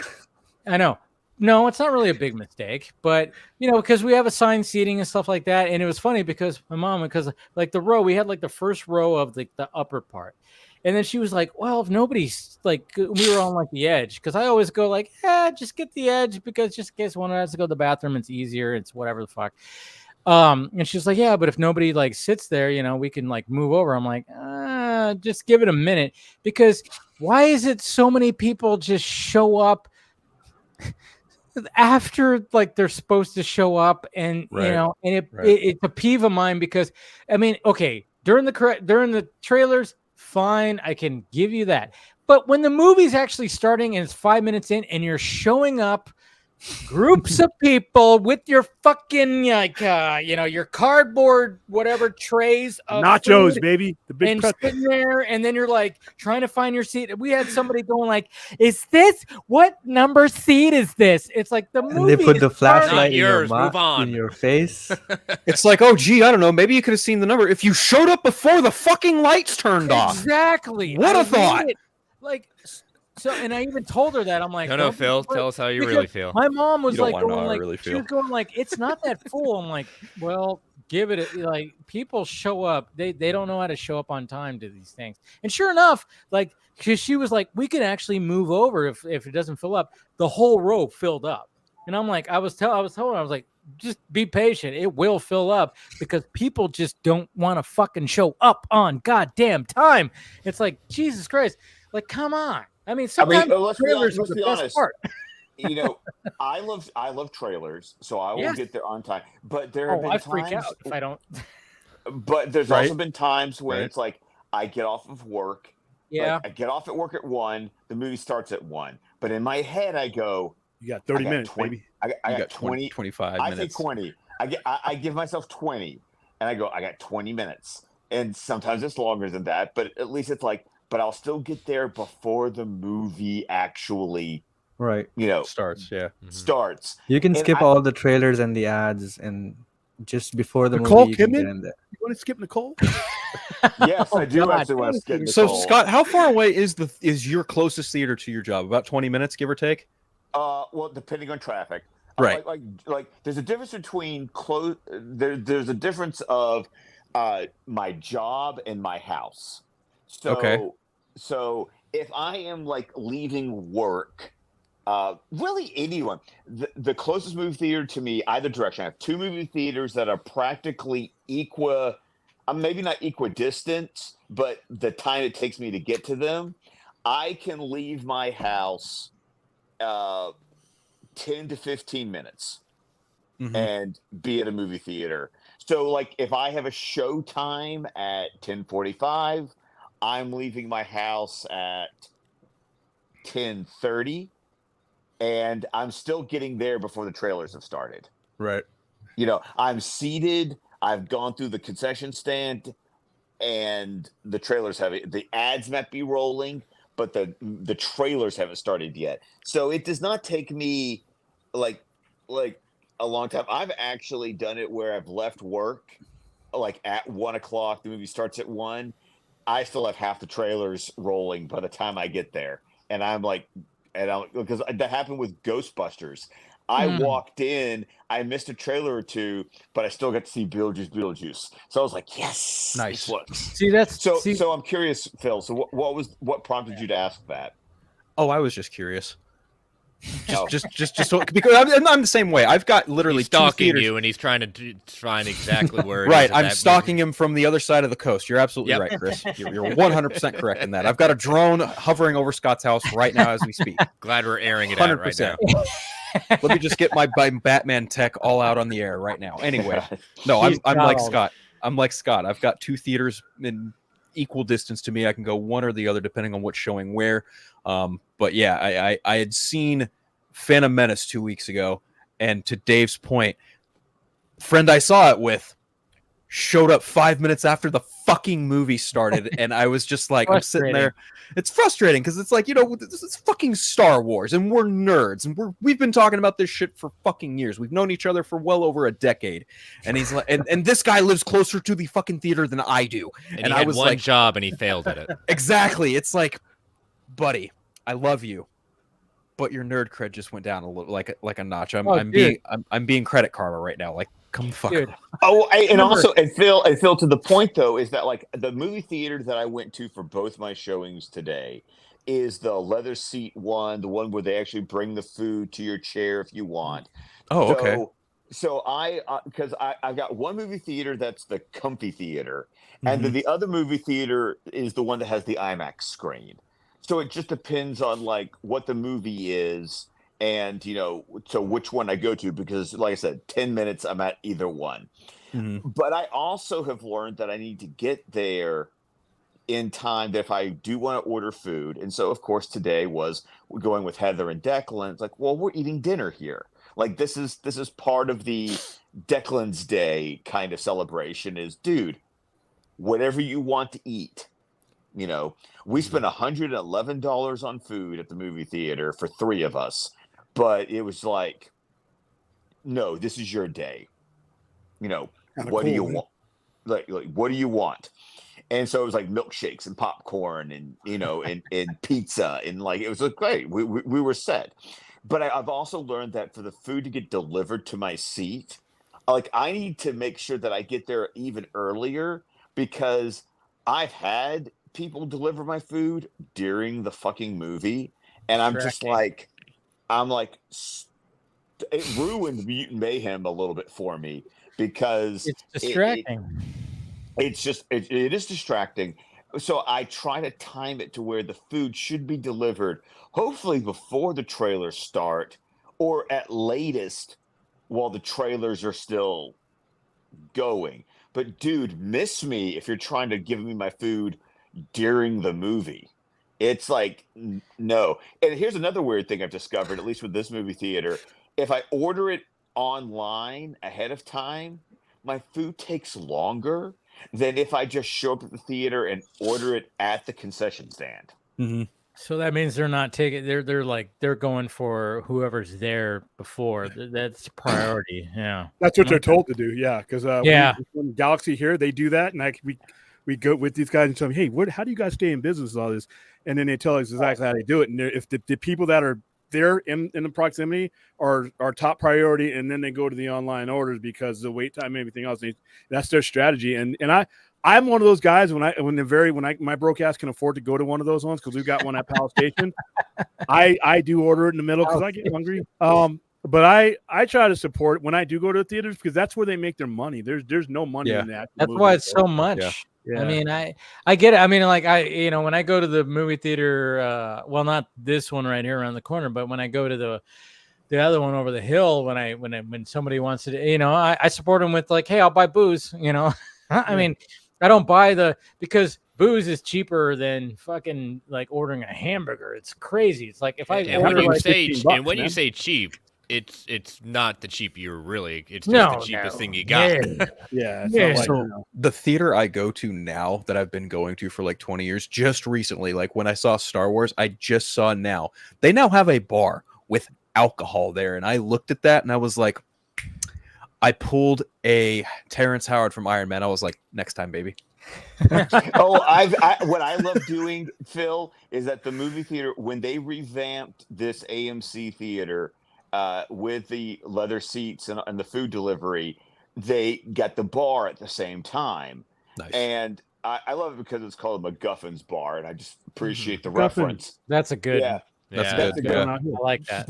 But what I like about the bar though is that they'll do themed drinks for the major release that weekend. So like they've done stuff where it's like Dune Spice, and it's like a rum drink, and they'll do movie themed cocktails, and I will usually walk up. They did a Batman and a Catwoman, 2 separate drinks for the Batman. You better believe I double fisted it into the movie theater. Fuck yeah, Scott. Dude, when I went to Avatar, I went to the IMAX. It's about 25 minutes away. I went to the IMAX and they had an Avatar drink. I was like, "Fuck it, let me have it." There was like glitter in it. Shit you not, I shit out glitter. Wow, dude. I'm saying this right now. I literally when I went later, the next day, I was like, "What?" Who had on their bingo card tonight saying that Dave was going to talk about his bowel movements? Anyone? Yeah. Anyone in the chat? Was it also blue? Dude, I am not. I'm just saying. I'm saying it right now. It's not even a Patreon stream. We're getting this content and for free, be like, ladies "What and the gentlemen." fuck?" Yeah. Dave, we want to know Phil's question. Yes. Was it blue? No, it wasn't blue, but I had glitter. Damn it. Glitter. I shit. Pictures or it didn't happen. No, I'm just kidding. Yeah. I don't want to do that. Pardon the pun. Shit you not. Yeah, it's like Avatar 3. Dude, it was the weirdest thing where I was like, "What the fuck?" I was like, "Oh fuck, I had that fucking Avatar drink." Dude, yeah, that shit doesn't digest. That's the James Cameron experience. Yeah, I know. Thank you, James Cameron. Cinema. You made me shit glitter. Dude, No, put that in the review. happened. Put that in the review. 5 So stars. that was too much of 3D in you. Oh, too much. That was fucking 5D. Thank you, James Cameron. Yeah. Jesus I mean, if Christ. you ever meet him, you got to let him know. Hey, I'm dude, by the way, always gonna tell him that. I'm like, dude, what? When I saw Avatar 2, man, I had a maybe drink. shit glitter. Yeah, I had shit glitter because they put glitter in my drink, and that shit didn't digest. Dude. Well, there we have it. Science. Glitter does not digest. It does not. Dude. But that's the future man. of cinema. I wouldn't be surprised if you didn't see like clubs and stuff there. A lot of stuff that adds on to the experience of the movie. Because I heard some execs that we were talking to when we do one of our promos is that it can't just be about the movie anymore. It's got to be the add-on, like those places that you're going after the movie. Like a lot of times, hey, we're going to go to the bar, we're going to go to this, we're going to go. What they're trying to do is present that environment to you so that you don't leave there after the movie and you spend money. And by the time you leave, you don't have the money to go spend at the local bar because you've already bought your beer there. And that's going to be the future because the markup on that stuff is 37, 40, up to 70% on certain items. So that's where they make their profit on. So I don't drink liquor, but I'll buy something for somebody else, and I'll buy a big Coke is like $6. I'll buy one. No. It's expensive, and I'm a cheap ass, but I want that theater to be there. I have the when me and Mama Film Junkie when we went to Frozen Empire, like there was like this Stay Puft Marshmallow Man like popcorn bucket, and I was like, we didn't want popcorn, but when we were walking out, we're like, we saw the fucking popcorn bin, and I showed it like when I got it. It was like adorable, and I'm like, I'm a Ghostbusters fan, and my mom was like, I'm gonna buy that for you because I bought all your Ghostbusters stuff, and it was like one of those, mother son moments, and she was like, even like when she, it was kind of funny too, I think I said this on Film Junkie Live or maybe on the Vodka stream I did. When we walked up to, because we just got done seeing the movie and we saw that, and she was like, I want to buy that for you. Let's see if we could just get it, obviously without popcorn. And when we walked up, the dude behind, he was like a young dude. He goes, "Hey, do you have a YouTube channel?" And he told me that. I mean, yeah. He was like, "You have a YouTube channel?" I'm like, "Yeah, Film Junkie." And he was like, "Yeah, you like had Zack Snyder on and shit like that." I was like, "Yeah." I was like, it was again, anytime that happens, I go, "What the fuck? I don't know how to act. What am I doing?" I get scared. It's very surreal. Like I still like if anything like that happens, but it was weird. It was kind of weird. Like, I'm like, wow, this fucking dude. So when we were like doing that, it was like such a fucking thing. And I know I'm kind of tooting my own horn here, but it was at the same time, I was like, Jesus Christ, that's weird that somebody here who's just like over the hill, like seen my shit, and it was like, I know you've had Zack Snyder on your stuff and the Snyder Cut stuff, and he was like talking about all that, and he's like, yeah, me and my friend. I was like, what the fuck? It was kind of crazy. SoCal. I know. Very strange. Very strange. If he was friendly, he could have been from the other side of it and been like, you fucker. That's what I was thinking. Damn you, fake fan. Zack fan. Yeah, you had him on. Scared, and I'm like, yeah. You start thinking, what do you say in the last few days that would piss someone off? I know, man. I know. That's always going to be, But I mean, like when it comes to stuff like that, like going back to like the Dune fucking popcorn bin. I mean, that's part of it. I bought it because I had to. Dude. Of course you did. Yeah. I mean, you're the resident Dune fan. Of course you did. How does it feel? It's too small. Sorry. I'm anxiously awaiting the Deadpool and Wolverine one. I was just going to bring that up. Like AMC was even like quote tweeting, like someone asked Ryan Reynolds at the IF premiere about it, and AMC quote tweeted it with an eyeballs emoji. So I'm just sitting there going, okay, this is going to be fun. Well, there's already been like AI mock-ups, and it's like, yeah, it could be something like that, but who knows? We'll find out revenue, man. Within the next month, like what will that popcorn bucket look like? I'm curious myself to see what it is. I love the fact that the popcorn buckets have become like, to Will's point, this has now become like part of the experiences. Yeah. What is the theme popcorn bucket for this movie?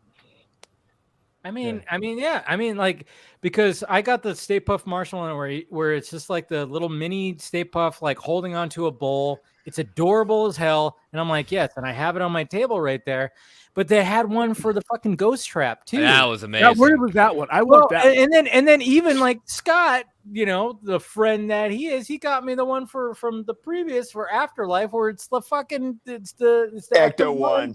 It's the where you Ecto. open it up and it's sitting right next to the other one that I have. I mean, Wow. it's I want the marketing. trap, It's man. fucking marketing, and that's the thing. It's like, yeah, keep on doing stuff. I like remember. that. I actually remember. I was in North Carolina Yeah. waiting for that to go on sale on the website so I could ship it directly to you. Yeah, I know. I was That's it. I was That's pleasantly surprised by that, and thank you, Scott, because they're both sitting next to each other on my table right there, and I'm like, yeah.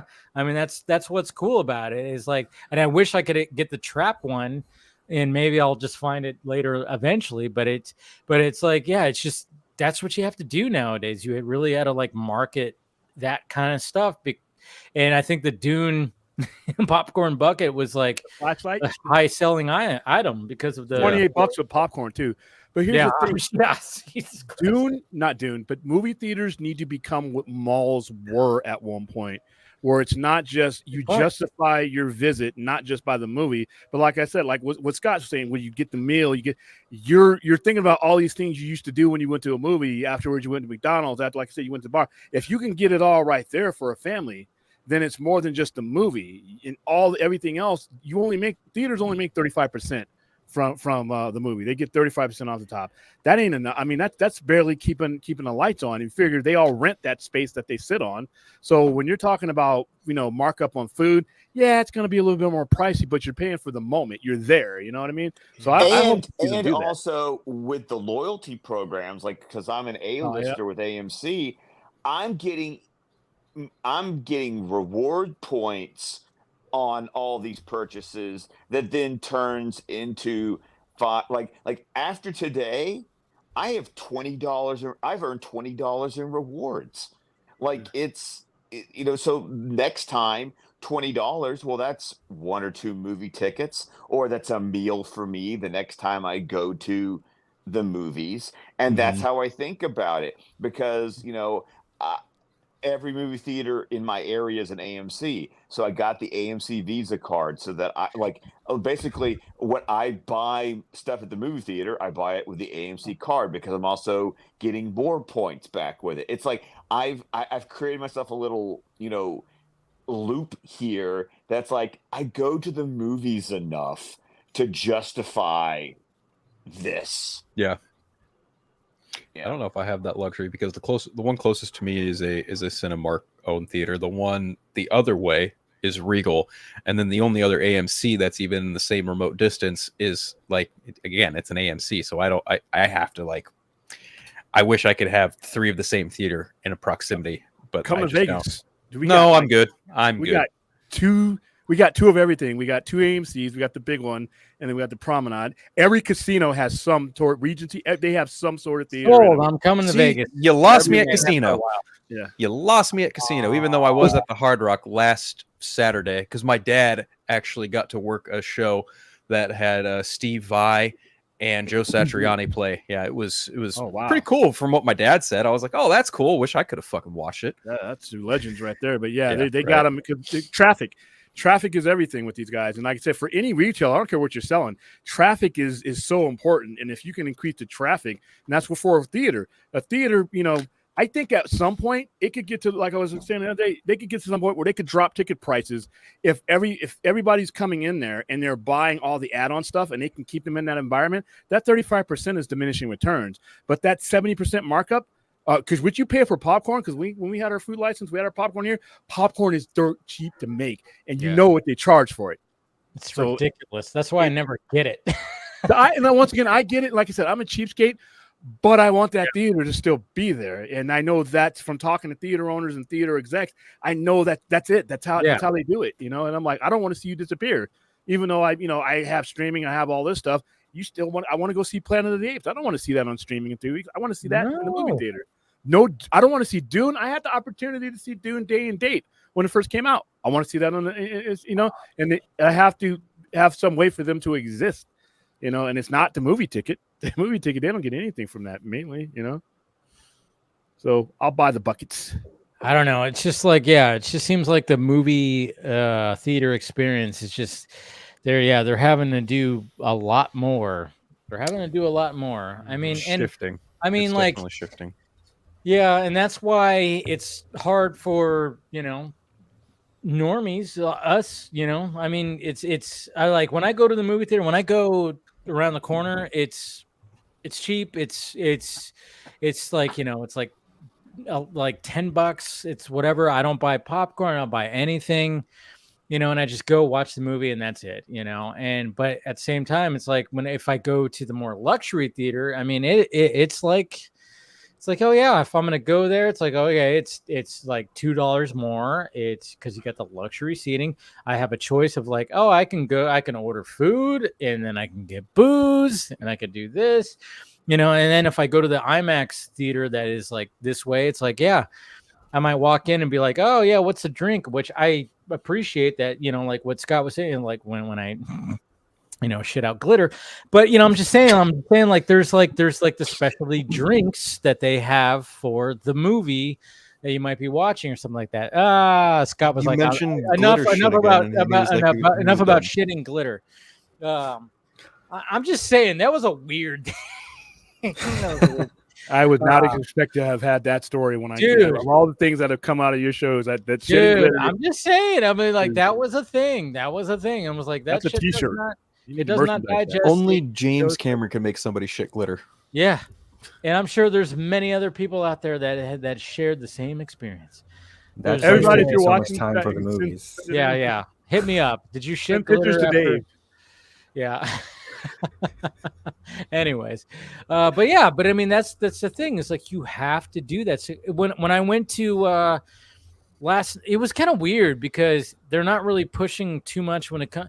I would have thought that they would have pushed more when it came to If, because it's so family oriented. And I'm like, okay. When I went there was like nothing that had to do. There was no popcorn bucket. And obviously there's not going to be a drink for it because it's a family film. They still had a Fall Guy drink. Orange juice. I mean, I don't know. When we went to the bar and we ordered a couple of drinks, like it was like they still had a Fall Guy one, and I'm like, all right, that makes sense. But yeah, they're not gonna have one for that. But I mean, I was like, is there something when it comes to they're imaginary? Huh? Very good. I see what you they serve you a drink that has like no alcohol. They charge you real money for an imaginary. It's imaginary. You're gonna imagine that you're drunk. Here you go. This is a full experience. 100% profit, Manny. Well, yeah, but, I mean that's what they got to do. It's what they got to do, man. That movie was made for PVOD though. That's the kind of family movie that you like. I said, the $19 goes a lot longer, a lot further for a family. If you're sitting, you get your Orville Redenbach or whatever, your cheap stuff, and you're not spending the $125. That's the kind of movie where I think people would want to see it in the movie theaters, but financially the power bills do. So it's either that or be in a dark type of situation. So I think a lot of these studios are knowing that a lot of that is going to be made on the back end. Well, another thing too is like, okay, so the movie theater that I go to that's over the hill, the luxury theater, they have like their big screen, and it's like they're, you know, even like on the outside they have like the screen that shows what's there. It's like the number, it's the biggest screen that they have, and obviously the most seats. This movie was not playing in there. So it was just kind of like, it was kind of weird. Like when I got the tickets, I was like, wow, it's not Cinema One. That's weird. I'm like, this is the new movie. It's like, you would think that would be in there. It was like, no, it was on a different screen. And I remember even walking past that, the screens weren't even on. And I'm like, Jesus Christ, is it really that bad? Where they were like, no, we're not going to even waste money on trying to put it on this big screen and have like the whole bells and whistles that they do for other ones. And it was like, it was kind of weird. It was kind of strange to me, but and that there was no promotion for that movie because that was one of the really we worked with. Yeah. And here's the one thing that theaters do hate: they hate low promotion when it hits them. If it gets to the cinema, they want the studios to have done something promotional wise with it because it helps them. The studios, the cinema can't afford to promote it. So if it comes in on low promotion, they hate that shit. because they know what kind of crowd is going to happen, whether the movie's good or not. But like I said, I think the motive with these guys, especially the fat cats, is to get these movies in here as quick as possible and get them to that format where they get the highest percentage possible. Like I said, that PVOD and whatever streaming deal that they got, because some of these movies, like Abigail, was literally, like I was telling you before, I turned my head and was handing out T-shirts for the movies, and the next thing I know, it's on streaming. Yeah. And they had to have that plan in place, regardless of what the movie's making. By the way, William, if you have a medium in that fucking Monkey Man shirt, please send that to me. That I saw your shirt, and I was like, I've been waiting to comment on that. Badass shirt. I'm like, if you have a medium for that, send me that. I want that shirt. You're lucky I like you. There you go. If you have it's long sleeve, they're all long sleeves, and it's 100 degrees. I don't care. I'll take that. I'll take that. George, all right. Abigail one, too. Jesus Christ. I'll take an Abigail one too if you want to put that in there too, man. Yeah, man.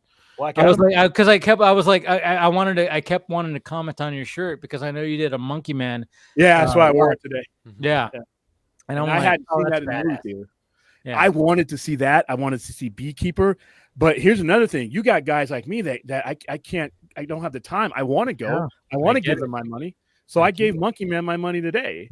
You know, so it's but I think they're keen to that. I think these studios are like I said, it's like that table in Batman 89 where Vicky Vale's sitting way at the other end of it. But except the studios are like, all of our money's in between there, and there's a lot of hands in there getting to our meal before it gets to us. Let us get it off of this format and get it to somewhere where we get a higher yield.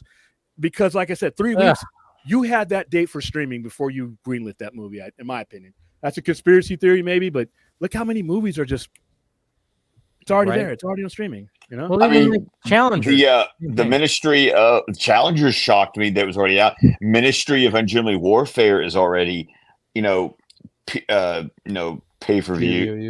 Yeah. I just sent 50 people to see that. They could have waited instead. Well, and that's, good movie, by the way. Good movie. It is a good movie, and that's the problem where you get between people who have like these subscription services for these loyalty programs in the movie theaters, like I said, like A-List, where I don't care.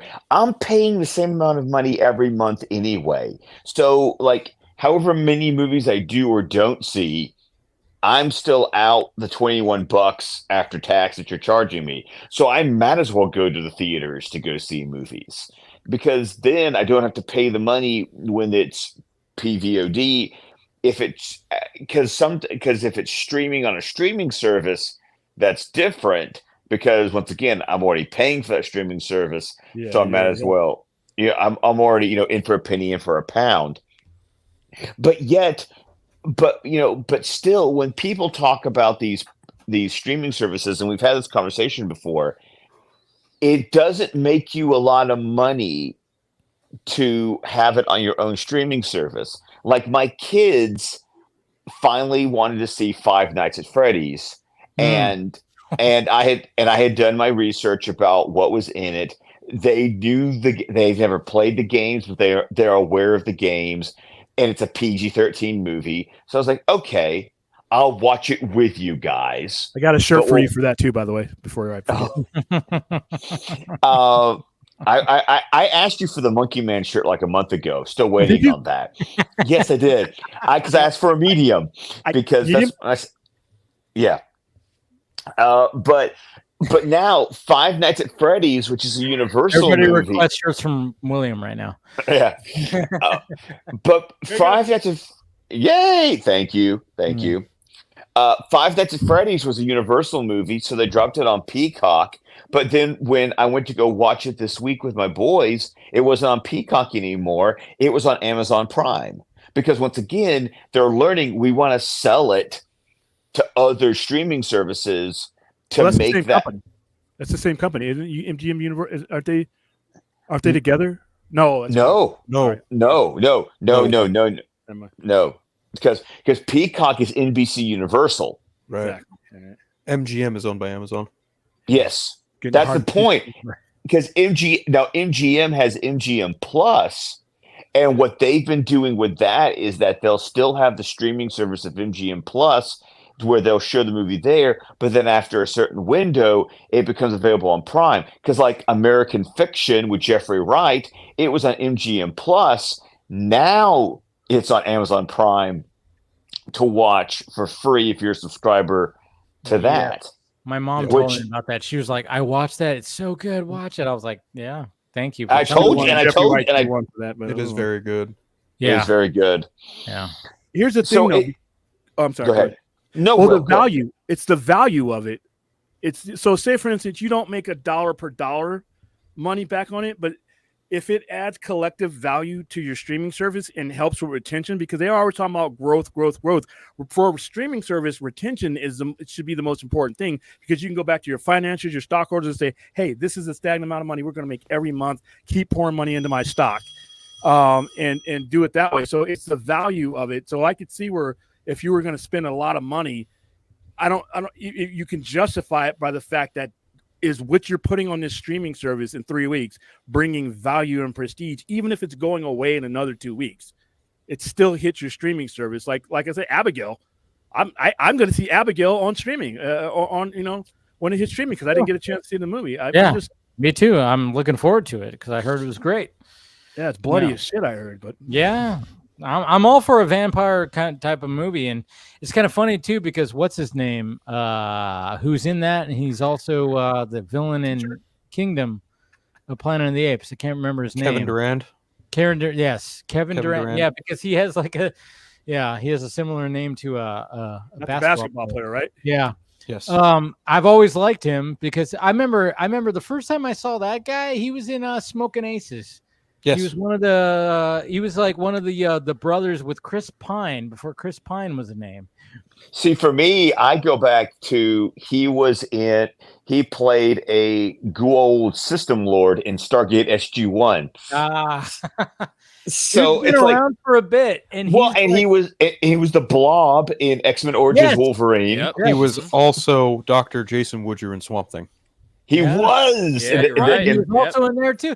He's been around for a bit, and then all of a sudden people are going like, "Hey, look at this guy. He's been like," and it's like, "Yeah, we've already known. We already like this guy," and it's like, it's just so great that he's actually getting like a recognition right now because he had like 2 movies that people are raving about right now, and I was like, I didn't even know going into Kingdom of Planet of the Apes. I had no idea who were these actors. I haven't seen it yet.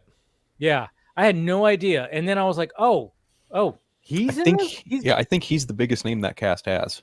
Oh yeah, totally. Nobody knows. Yeah, anybody. When I looked at the cast, I went in so fresh to that movie because I wasn't hyped for it. But watching it, I was like, "Oh fuck, good job, Wes Ball. You did a great What's the job." reported budget on that? $165 million.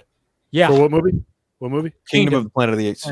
Yeah, that's I can't smart. wait to go see that. That's smart movie Dude, making. Between Dune Part 2 and Kingdom of the Planet of the Apes, whomever at any other studio needs to look at those and be like, we need to get our fucking CGI budgets under fucking control because we can't spend $250 million or what they're paying their actors and actresses. Right. It's like, look at those 2 movies and take notes seriously because those are 2 of the most visually stunning looking films today, right now. Dude, like when I watched Kingdom, I was like, God damn, like one of the things I was like, yeah, CGI. I mean, yeah, maybe there's some times where the lighting looks a little like not as great, but at the same time, I'm like, most of the time, I'm like, this movie looks. And then I went back and watched the original trilogy, and I'm like, yeah, I mean, this is what set up this, where they could actually probably afford doing a smaller budget for this because the technology has been so perfected. And I can't wait to watch Kingdom again because I'm like, God damn. I mean, because there's a lot of water effects in Kingdom. Mm-hmm. There's a lot of, there's some water in, obviously in the previous ones, but like there's times where I was going like, oh my God. I mean, when you're doing like mocap, when you're in water, that's got to be so goddamn difficult, but this looks so goddamn good. And I'm like, yeah. I don't know. Wes Ball did a great job, and I hope that continues. I know they like went crazy, like, oh, we're ambitious to be like, hey, we're gonna do 8 more movies. we'll see if that happens. Didn't that count the first three though? Weren't they counting the first? Yeah, I was wondering about that, but I Yeah. think they weren't counting the first three. I think they were actually counting no.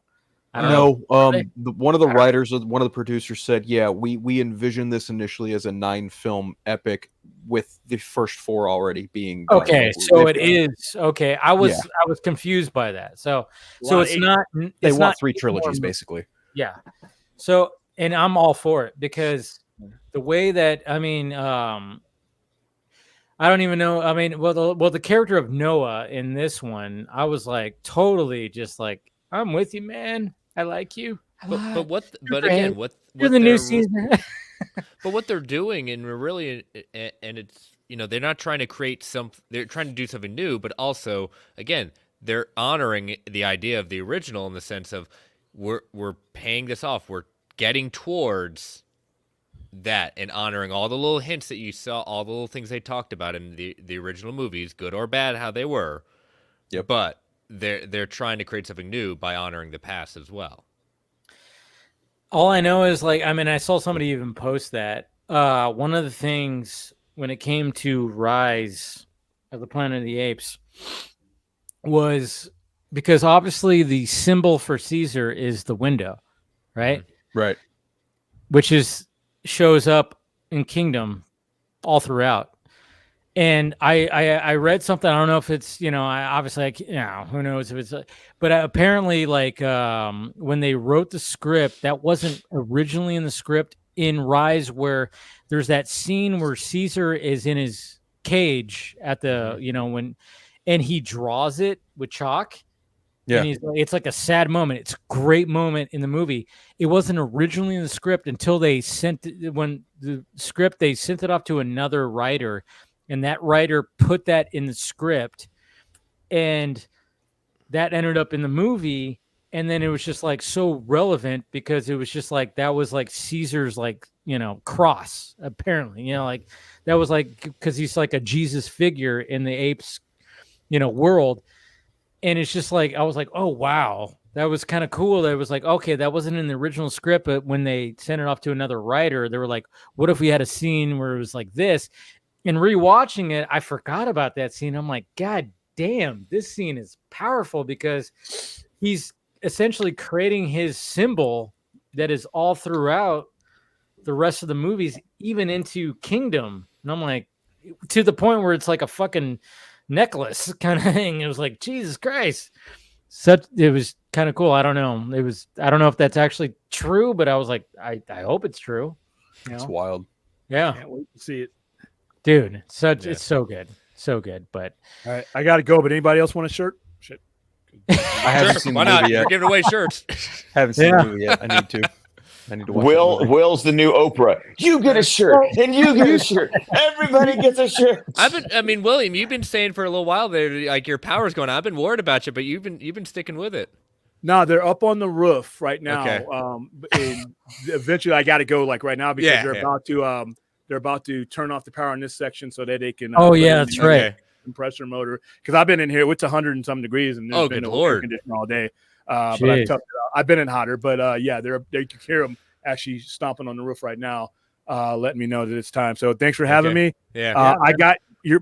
I already got your address, Scott, from the thing I sent you before a couple years ago, and I got yours already, Pena. So if you want me to venue any shipping stuff, let me know. It's a free shirt. All right, guys. See you guys later. Oh man, that's what I love about William. He sent me stuff before too, and I'm I love He's good people. He really is. Sorry about the avatar change. I had to. My phone died, so I had to switch to my iPad. Oh, you're all good. NBD. Whatever it takes. Yeah. Whatever it takes to be in the Vodka stream. That's all No, but I don't know. What else we got to talk about? Have we kind of covered everything? Supergirl got a release date. I don't know we got a we did. Yeah. I mean, okay, you bring that up. When it comes to I didn't ask you guys about obviously we got the costume reveal of Superman. When it comes to Supergirl, we're probably going to get that. I don't know when we're going to get that. Maybe Yeah, we're gonna get the but they're probably gonna release that before Superman. Well, if They the have movie allegedly starts shooting at the end of the year, you'd have to imagine some point into shooting that movie, they're going to do exactly what they did for David Cornsweet Superman. They're going to show off. you're going to show it off whenever you're about to start filming outside. Yeah, exactly. Okay, so skirt or not? Skirt Yes. gonna be there? Yes. Right? Skirt? I'm going no. I'm going no. Really? I'm going no. Now, Chris. Now let me clarify here. Yep. Are you saying no, you don't want the skirt, or no, you don't think they're going to want the skirt? They're not going to do the skirt. Really? What makes you say that? Oh yeah, Chris wants a skirt. Don't put words in my mouth now. It's one of those things where if they're looking at the comics, they're seeing exactly where it's gone. Yes, I know where Woman of Tomorrow is at that point. I just don't see the image of the skirt right now. Okay. I just that's where I'm kind of at. It's interesting. It's interesting because obviously when you look at Supergirl on the TV show, they started off with the skirt and then they went into a full on suit, right? Bodysuit, yeah. Bodysuit, which still here fine. if you Now what you could do instead of the skirt is look up new 52 Supergirl. Well, then you get a bathing suit. Then you get the bathing suit. Yeah. But they could go that route. Instead of the skirt, they can go the bathing suit route. See, that's the thing. It's like in modern times, it's always kind of wishy-washy when it comes to things. But the fact that they're going with trunks with the Superman suit, it's like, let's just go back to the skirt. And I don't know, it seems to me, it's like, okay, so when it comes to the DCU and trying to get back to, all right, let's just go this route where it's like, all right, we're bringing back the trunks, we're doing this, we're doing that. And if Guy Gardner's going to have a bowl cut, seriously. And from what I heard, I'm just saying, and I've said this before too, is like when I've talked to people that have are more in the know, we might get Nathan Fillion might get a bowl cut. James Gunn is very much, if we saw that in the beginning we saw that in Suicide Squad with his Suicide Squad. When he had those characters, he very much was like, make it as much as possible to the source material. So if he's running things, and I don't know, obviously he's going to have some input when it comes to the Supergirl suit. It's like, you kind of just get to the point where it's like, okay, so obviously when we have modern day superhero stuff, it's like everybody's trying to be like, okay, if you have a female led superhero movie, you have to have a female director. We don't have that. We have a male director.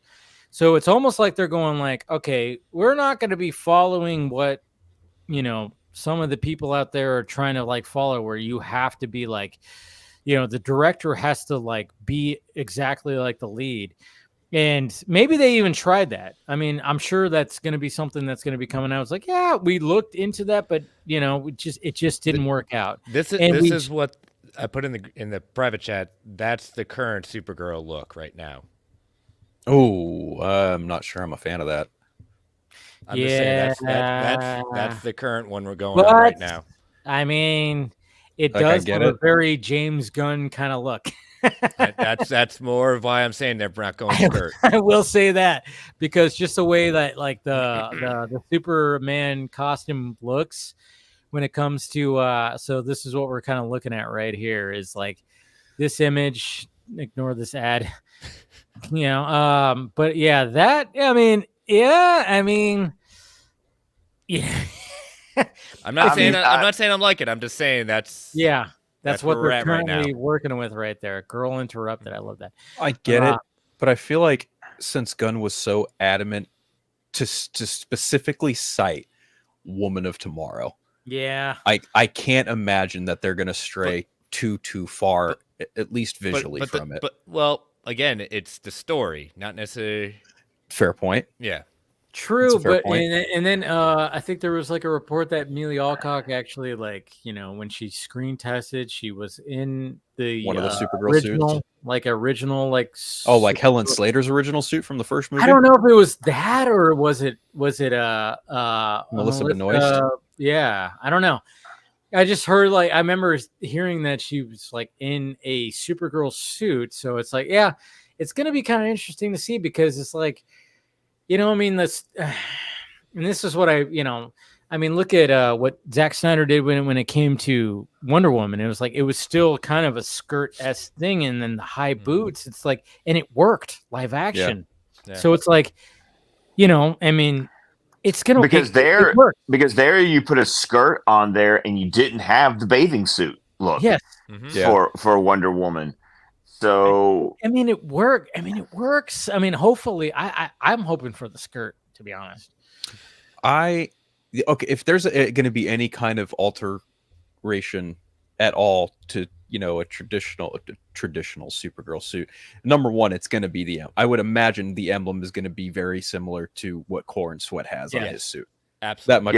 That much I think is for sure. But as for the rest of her suit, I'm with Dave. I think they're going to go with the skirt, especially considering the last time we saw Supergirl in a movie very recently was The Flash, and it was a full-blown bodysuit. So I think if you want to really distinguish yourself from, you know, the last time you saw a version of Supergirl on film, good point. You want to do something a little different than that. Not to say that, you know, Chris is entirely wrong to think that, like, you know, they could do something very different and not do the skirt at all. I think that's absolutely plausible. I mean, for crying out loud, James Gunn put up a poll, trunks, no trunks. What did he end up doing anyway? He put fucking trunks on the suit.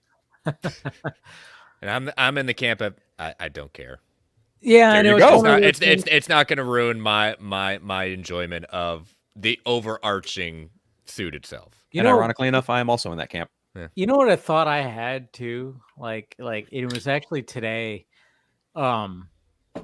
Thinking about all this is like, you know, because obviously in the reveal of Superman, you're like, oh yeah, there's trunks. There's definitely trunks, but I'm like, how much of trunks are there? Like, what if it's like more just like, I don't know. I was like kind of thinking about like, what if it's just so minimal, and like what we see in that shot is like, there's not much there. It's not, because obviously there's been art, and I think we talked about it in the last Vodka stream from Job Hutz, when he like had a full on, and like the undies were like very much like long. They were like boxer briefs. And I'm like, I don't like that. I hope they're not that, you know, but I'm like, how minimal are they actually, like, you know? And I'm kind of wondering, like, I don't know. I was just kind of wondering that today. I'm like, how minimal is it actually? Like when it comes to the trunks, is it like very high and tight, like almost, you know, bikini brief? Or is it like, yeah, you know, it's like how much of that is actually there, and is it just like almost like a lining? I don't know. We just need a stand-up shot, and I think they're really much just going like, all right, yeah, we have a discourse when it comes to this. Wait till they see the full-on standing up shot, and I hope that it's gonna be something pretty magical, because yeah, you know. I think if there's a stand-up shot, I'm kind of hoping maybe, and this is wishful thinking on my end, I'll acknowledge that, but I think if they were going to do a stand-up shot, it would be of David in the suit, but everyone else in their respective suits too once filming's wrapped, just as like a little first look, first look, showing everybody. Yeah, showing everybody. There has to be a promo a Justice League, perhaps. Yeah, like a mini Justice League, yeah, kind of thing. And then you got Crypto right there too. There's going to be a Crypto shot. There's got to be a Crypto shot. You know. Yeah. You know. With I just hope that Crypto doesn't talk. Don't have Crypto talk. Please don't have. Voiced by Chris Pratt. Yeah. By Chris Pratt. No. Please don't have Crypto talk. Just don't have Crypto talk. Just have him be. You know. Just have him bark and have him. Well, you know, he's in the Woman of Tomorrow book, and he doesn't say a fucking word in that story. They should keep it like that. And I think that. Oh my god. Oh my god. Yeah. I remember reading that and being like, "Damn, Tom King has some fucking stones." Someone from our network, I'm not going to say who, literally almost gave up on it, saying, "I'm not reading this anymore for what they did." I said, "No, just I'm not going to tell you. Just keep reading. Was it Travis? No. It was not. Okay. It was not. No, I don't think though. I don't think James Gunn will go that far. I hope not. That he won't make crypto talk. It's Well, just see, like, I'm not used to crypto talking. I'm used to crypto just being a dog. being a dog. Yeah. Yeah. Just have him make dog. I mean, obviously he's going to be CGI. It's going to be mocap, and you can have, but it just make him just fucking cute and adorable, and make him do dog things where where the general audience goes, "Oh, look at him. He's so adorable. He's got a little cape. He's got a little collar, It's just that's how you capture the and we already know that James Gunn can capture that. I mean, obviously Rocket talked, but at the fact of the matter is like he especially with Guardians 3, he really Jesus Christ, when I watch those rocket scenes, I was like, yeah, fucking Rocket, what are you doing to me? I'm like, I was like, fuck, man, this is a CGI raccoon. God damn, you hit me in the hard fields, man. God damn you. So he knows how to work with that. Just don't make him talk.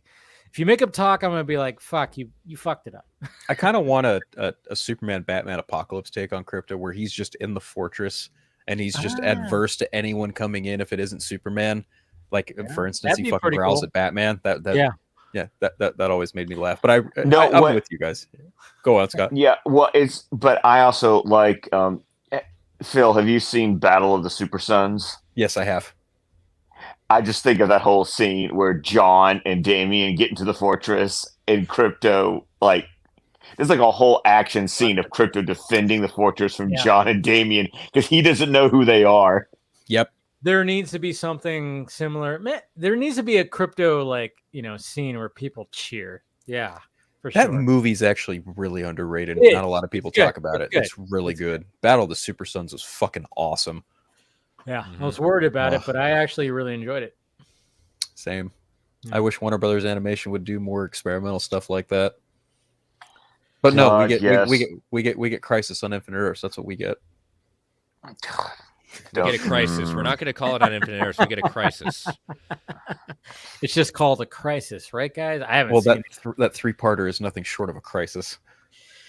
At least the first two parts are much of a crisis. I'll say that much. Oh my god. What was the first movie in the whole thing? What was it? Man of Tomorrow. Superman, Man of Tomorrow. I did watch that one. Yeah, I don't know. They kind of cheesed up that whole reboot, I guess. It's like they started off pretty strong. I thought Justice Society World War II was pretty solid, all things considered, and then they did the Long Halloween. That's been my favorite out of everything, and I gave up after Long Halloween. Because after that, everything kind of starts going downhill. Well, the problem is, I personally think, and y'all can back me up if I'm right or wrong, but every film just kept on talking about stuff that happened off screen, and that's the stuff I wanted to watch. Point to Scott. That was yep, because that was my entire review of Crisis on Infinite Earths Part 1, was they spend most of that movie showing us the off-screen stuff that I was like, I'm glad go to Squadcast Media on YouTube. You can listen to my review, but basically my rundown was, my rundown was, I'm glad the stuff's here, but I'm pissed off at the same time that I'm getting it here instead of over the course of the movies. And if the stories that I'm hearing are true, that when the Tomorrowverse started, I don't know whether this is true or not. I don't know whether to call bullshit on this or not. I know on one of the special features on Crisis on Infinite Earths Part 1, they try to say that this is all part of a plan. Bullshit. There's no plan here. If there was a plan, it wouldn't be as slapped together as it is. Or you guys just fucking suck at making plans. The other thing I've heard, what a plan is in order to have one. Yes. Well, the other thing I've heard is what's been said is that when the Tomorrowverse started, they were told you've got 10 movies.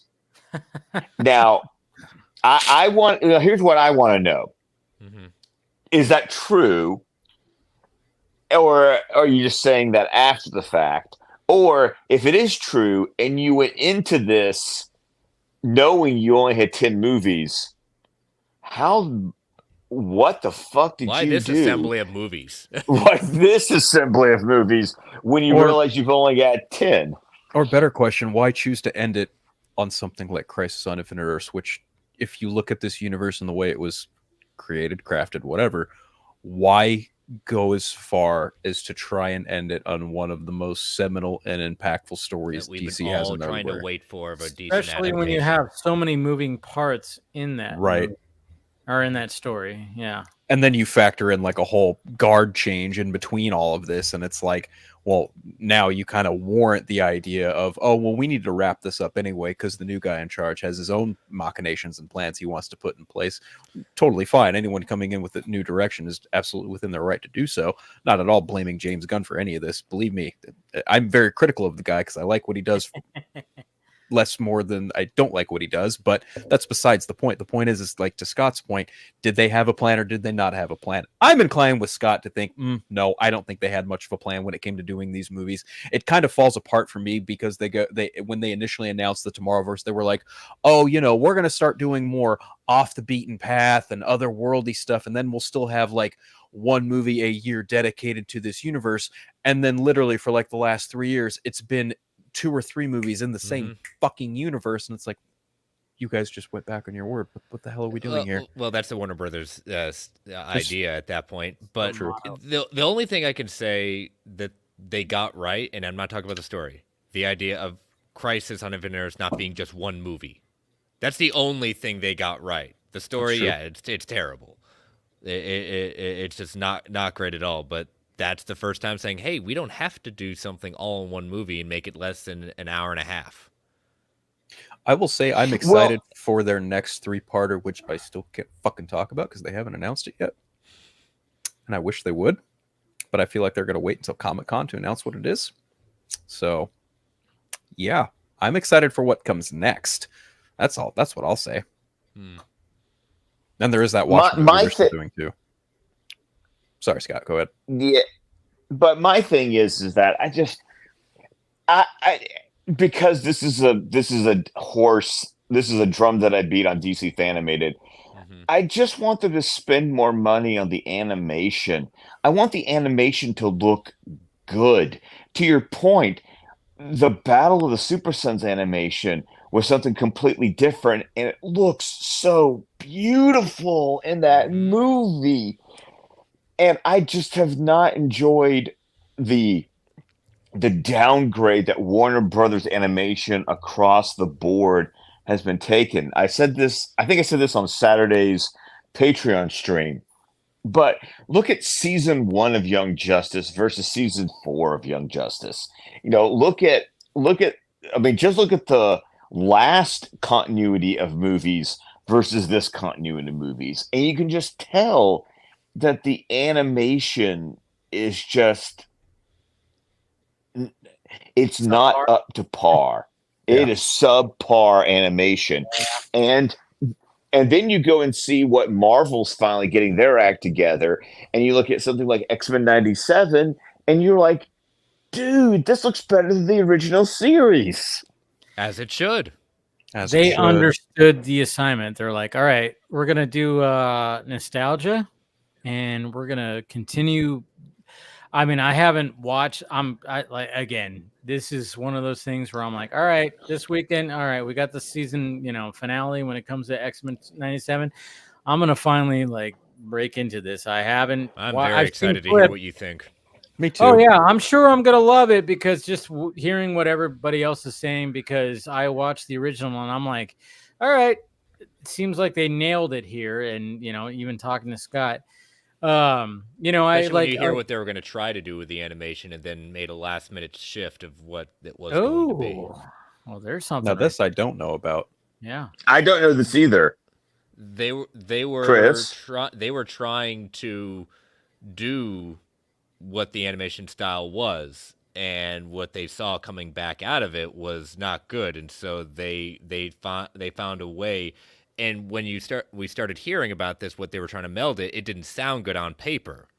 But then we see when they started melding the kind of anime style with the and laying it over what the original series animation was.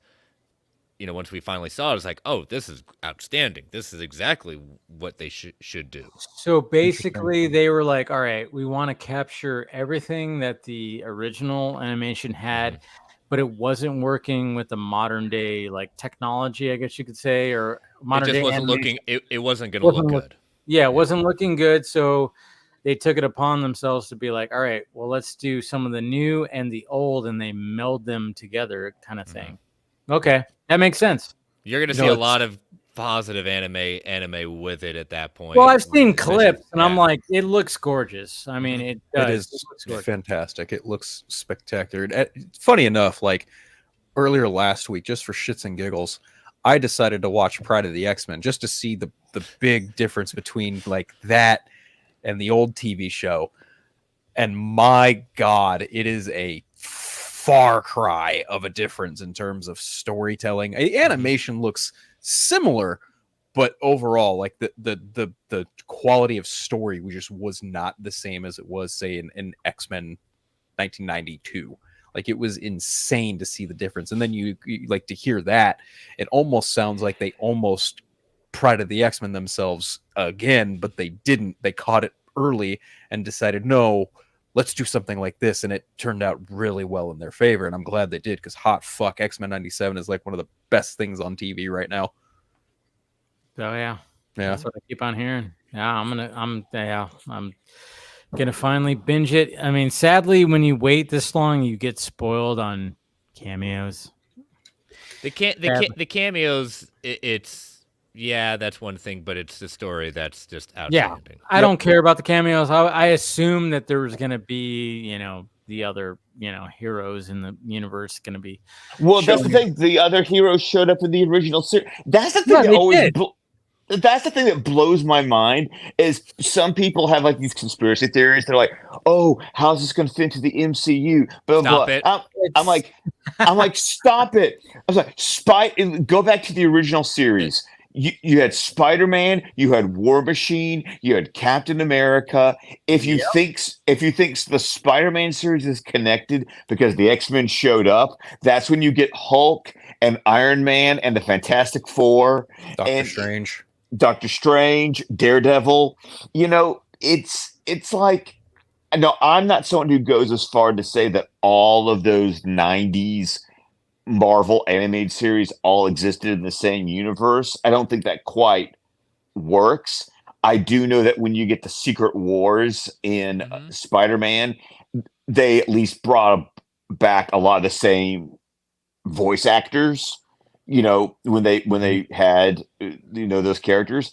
But still, it's like everyone freaked out about saying Captain America's shield, and it's like, dude, Old Soldiers, season 4. Yeah. But even this again, before. Marvel multiverse, Marvel. It's a Marvel multiverse now. Yep. It exists within the cinematic universe in a multiverse. That's all. I think Brent, it might have been Brent some time ago on your guys' show, Marvel Ultimate Alliance, said something to the effect of the Marvel Cinematic Universe wouldn't even exist as it is if not in some way or shape or form inspired by what happened with X-Men and Spider-Man in animated form because of that crossover genetics going on. Mm-hmm. They introduced that crossover, Right, No, it totally worked. And you know what? I think this is a good way to end tonight's stream right here. I'm gonna fucking binge. I'm gonna start binging, but I still got some Shogun to get. I still have like 3 episodes left, maybe 4, 3. I think, I don't know, 3. Hopefully, I think it's 3, and I'm really enjoying that. And like I said, I'm just like, all right, it's time to reactivate my Disney Plus and just start binging that, because I've been waiting for so long. Because I like I said, I deactivated my Disney Plus after Ahsoka, and I'm like, I don't want to reactivate it. And then I was tempted when X-Men 97 came about, but I was like, you know what? I'm just gonna wait. And you got to save some money, right, guys? Jesus Christ. But we'll see. And I'm just kind of wondering too, like, what's the future going to be when it comes to doing these animations, you know. And I mean, obviously we're getting the Caped Crusader, which is kind of like a, you know, Batman the animated series, like, you know, kind of not a knockoff, but a version of that. So A successor, a spiritual yeah, it almost successor seems in like some this way. is perfect timing because we're getting that August 1st. And I think people are going to react to that. I'm hoping that people react to that as they reacted to X-Men 97, where it's like, oh my God, look at this. It's like Batman the animated series, but it's obviously it's going to be a different kind of style. The key you've got are people who not only were there at the beginning, but people that actually truly care about what the characters do. Right. It's going to be. So basically, what you're saying is party like it's 1992. Yes. Yes. Somebody make that song. All right. Yeah, I appreciate everybody who's been tuning in this whole time watching the stream. This has been great. Thank you to William. Thank you to KC. Thank you to, is that pretty much it? Or is it Paul? William. Paul. William and Paul. Paul. That's right. William and Paul. That's right. And William. Yeah, I already said William, right? Too much wine. But thank you, of course, to Chris. Thank you to Scott. Thank you to Phil. Let's go around the horn and promote things that you are doing. We'll start with Chris. Yep, you can follow me on all the socials at Chris Valga, on the Geek Ultimate Alliance, to shows, Marvel Alliance at Marvel A Podcast on all the socials, and my other show, World's Finest True Believers, at Finest Believers. There it is. All right, Scott. Oh, of course, you can find me on Twitter X at ScottDC27, on Instagram at McMerlin, and on Vero at Scott McClellan. You can find my podcast at DC Squadcast, where podcasts can be found. You can find us on YouTube at Squadcast Media. And, of course, every Wednesday night at 10 o'clock Central, 8 o'clock Pacific, here on the Film Junkie YouTube channel, you can catch DC Fanimated, where next week we're going to be jumping back into Season 3 of Batman the Animated Series with the episode Double Talk. There it is. And my bad. I should have saved you for last, like I usually do. You haven't been on the Vodka stream till the end, you know, so it's been a bit. My bad. Phil, Anyway. follow that. Have Phil. fun. Well, I'll try my best, but y'all can follow me at pretty much everywhere except Twitter X, because I'm not there, but just everywhere else at Unfiltered, Instagram, Threads, Vero, Blue Sky. You can catch my podcast, The Eternal Night, which I do with my buddy Craig. We broke down that EW weekly spread for Batman, Caped Crusader, and what that may or may not look like, what we hope and think about it, and all that fun stuff. You can catch me on the Four Nerds every Wednesday on YouTube as well, and there is some expansion coming to the Eternal Night, but I'm not going to elaborate on that right this second. But yeah, that's pretty much it. Good tease. You're welcome. I try. There it is. Keep them wanting more. Keep them wanting more. All right, guys, we love you, and thank you to everybody that joined the Vox stream tonight. And great conversations as per usual. Smash that like, thumbs up, subscribe, do all that, and Go to the Patreon. There, go to the Patreon. Matt. We're building a community over there. All right, guys, we will talk to you later.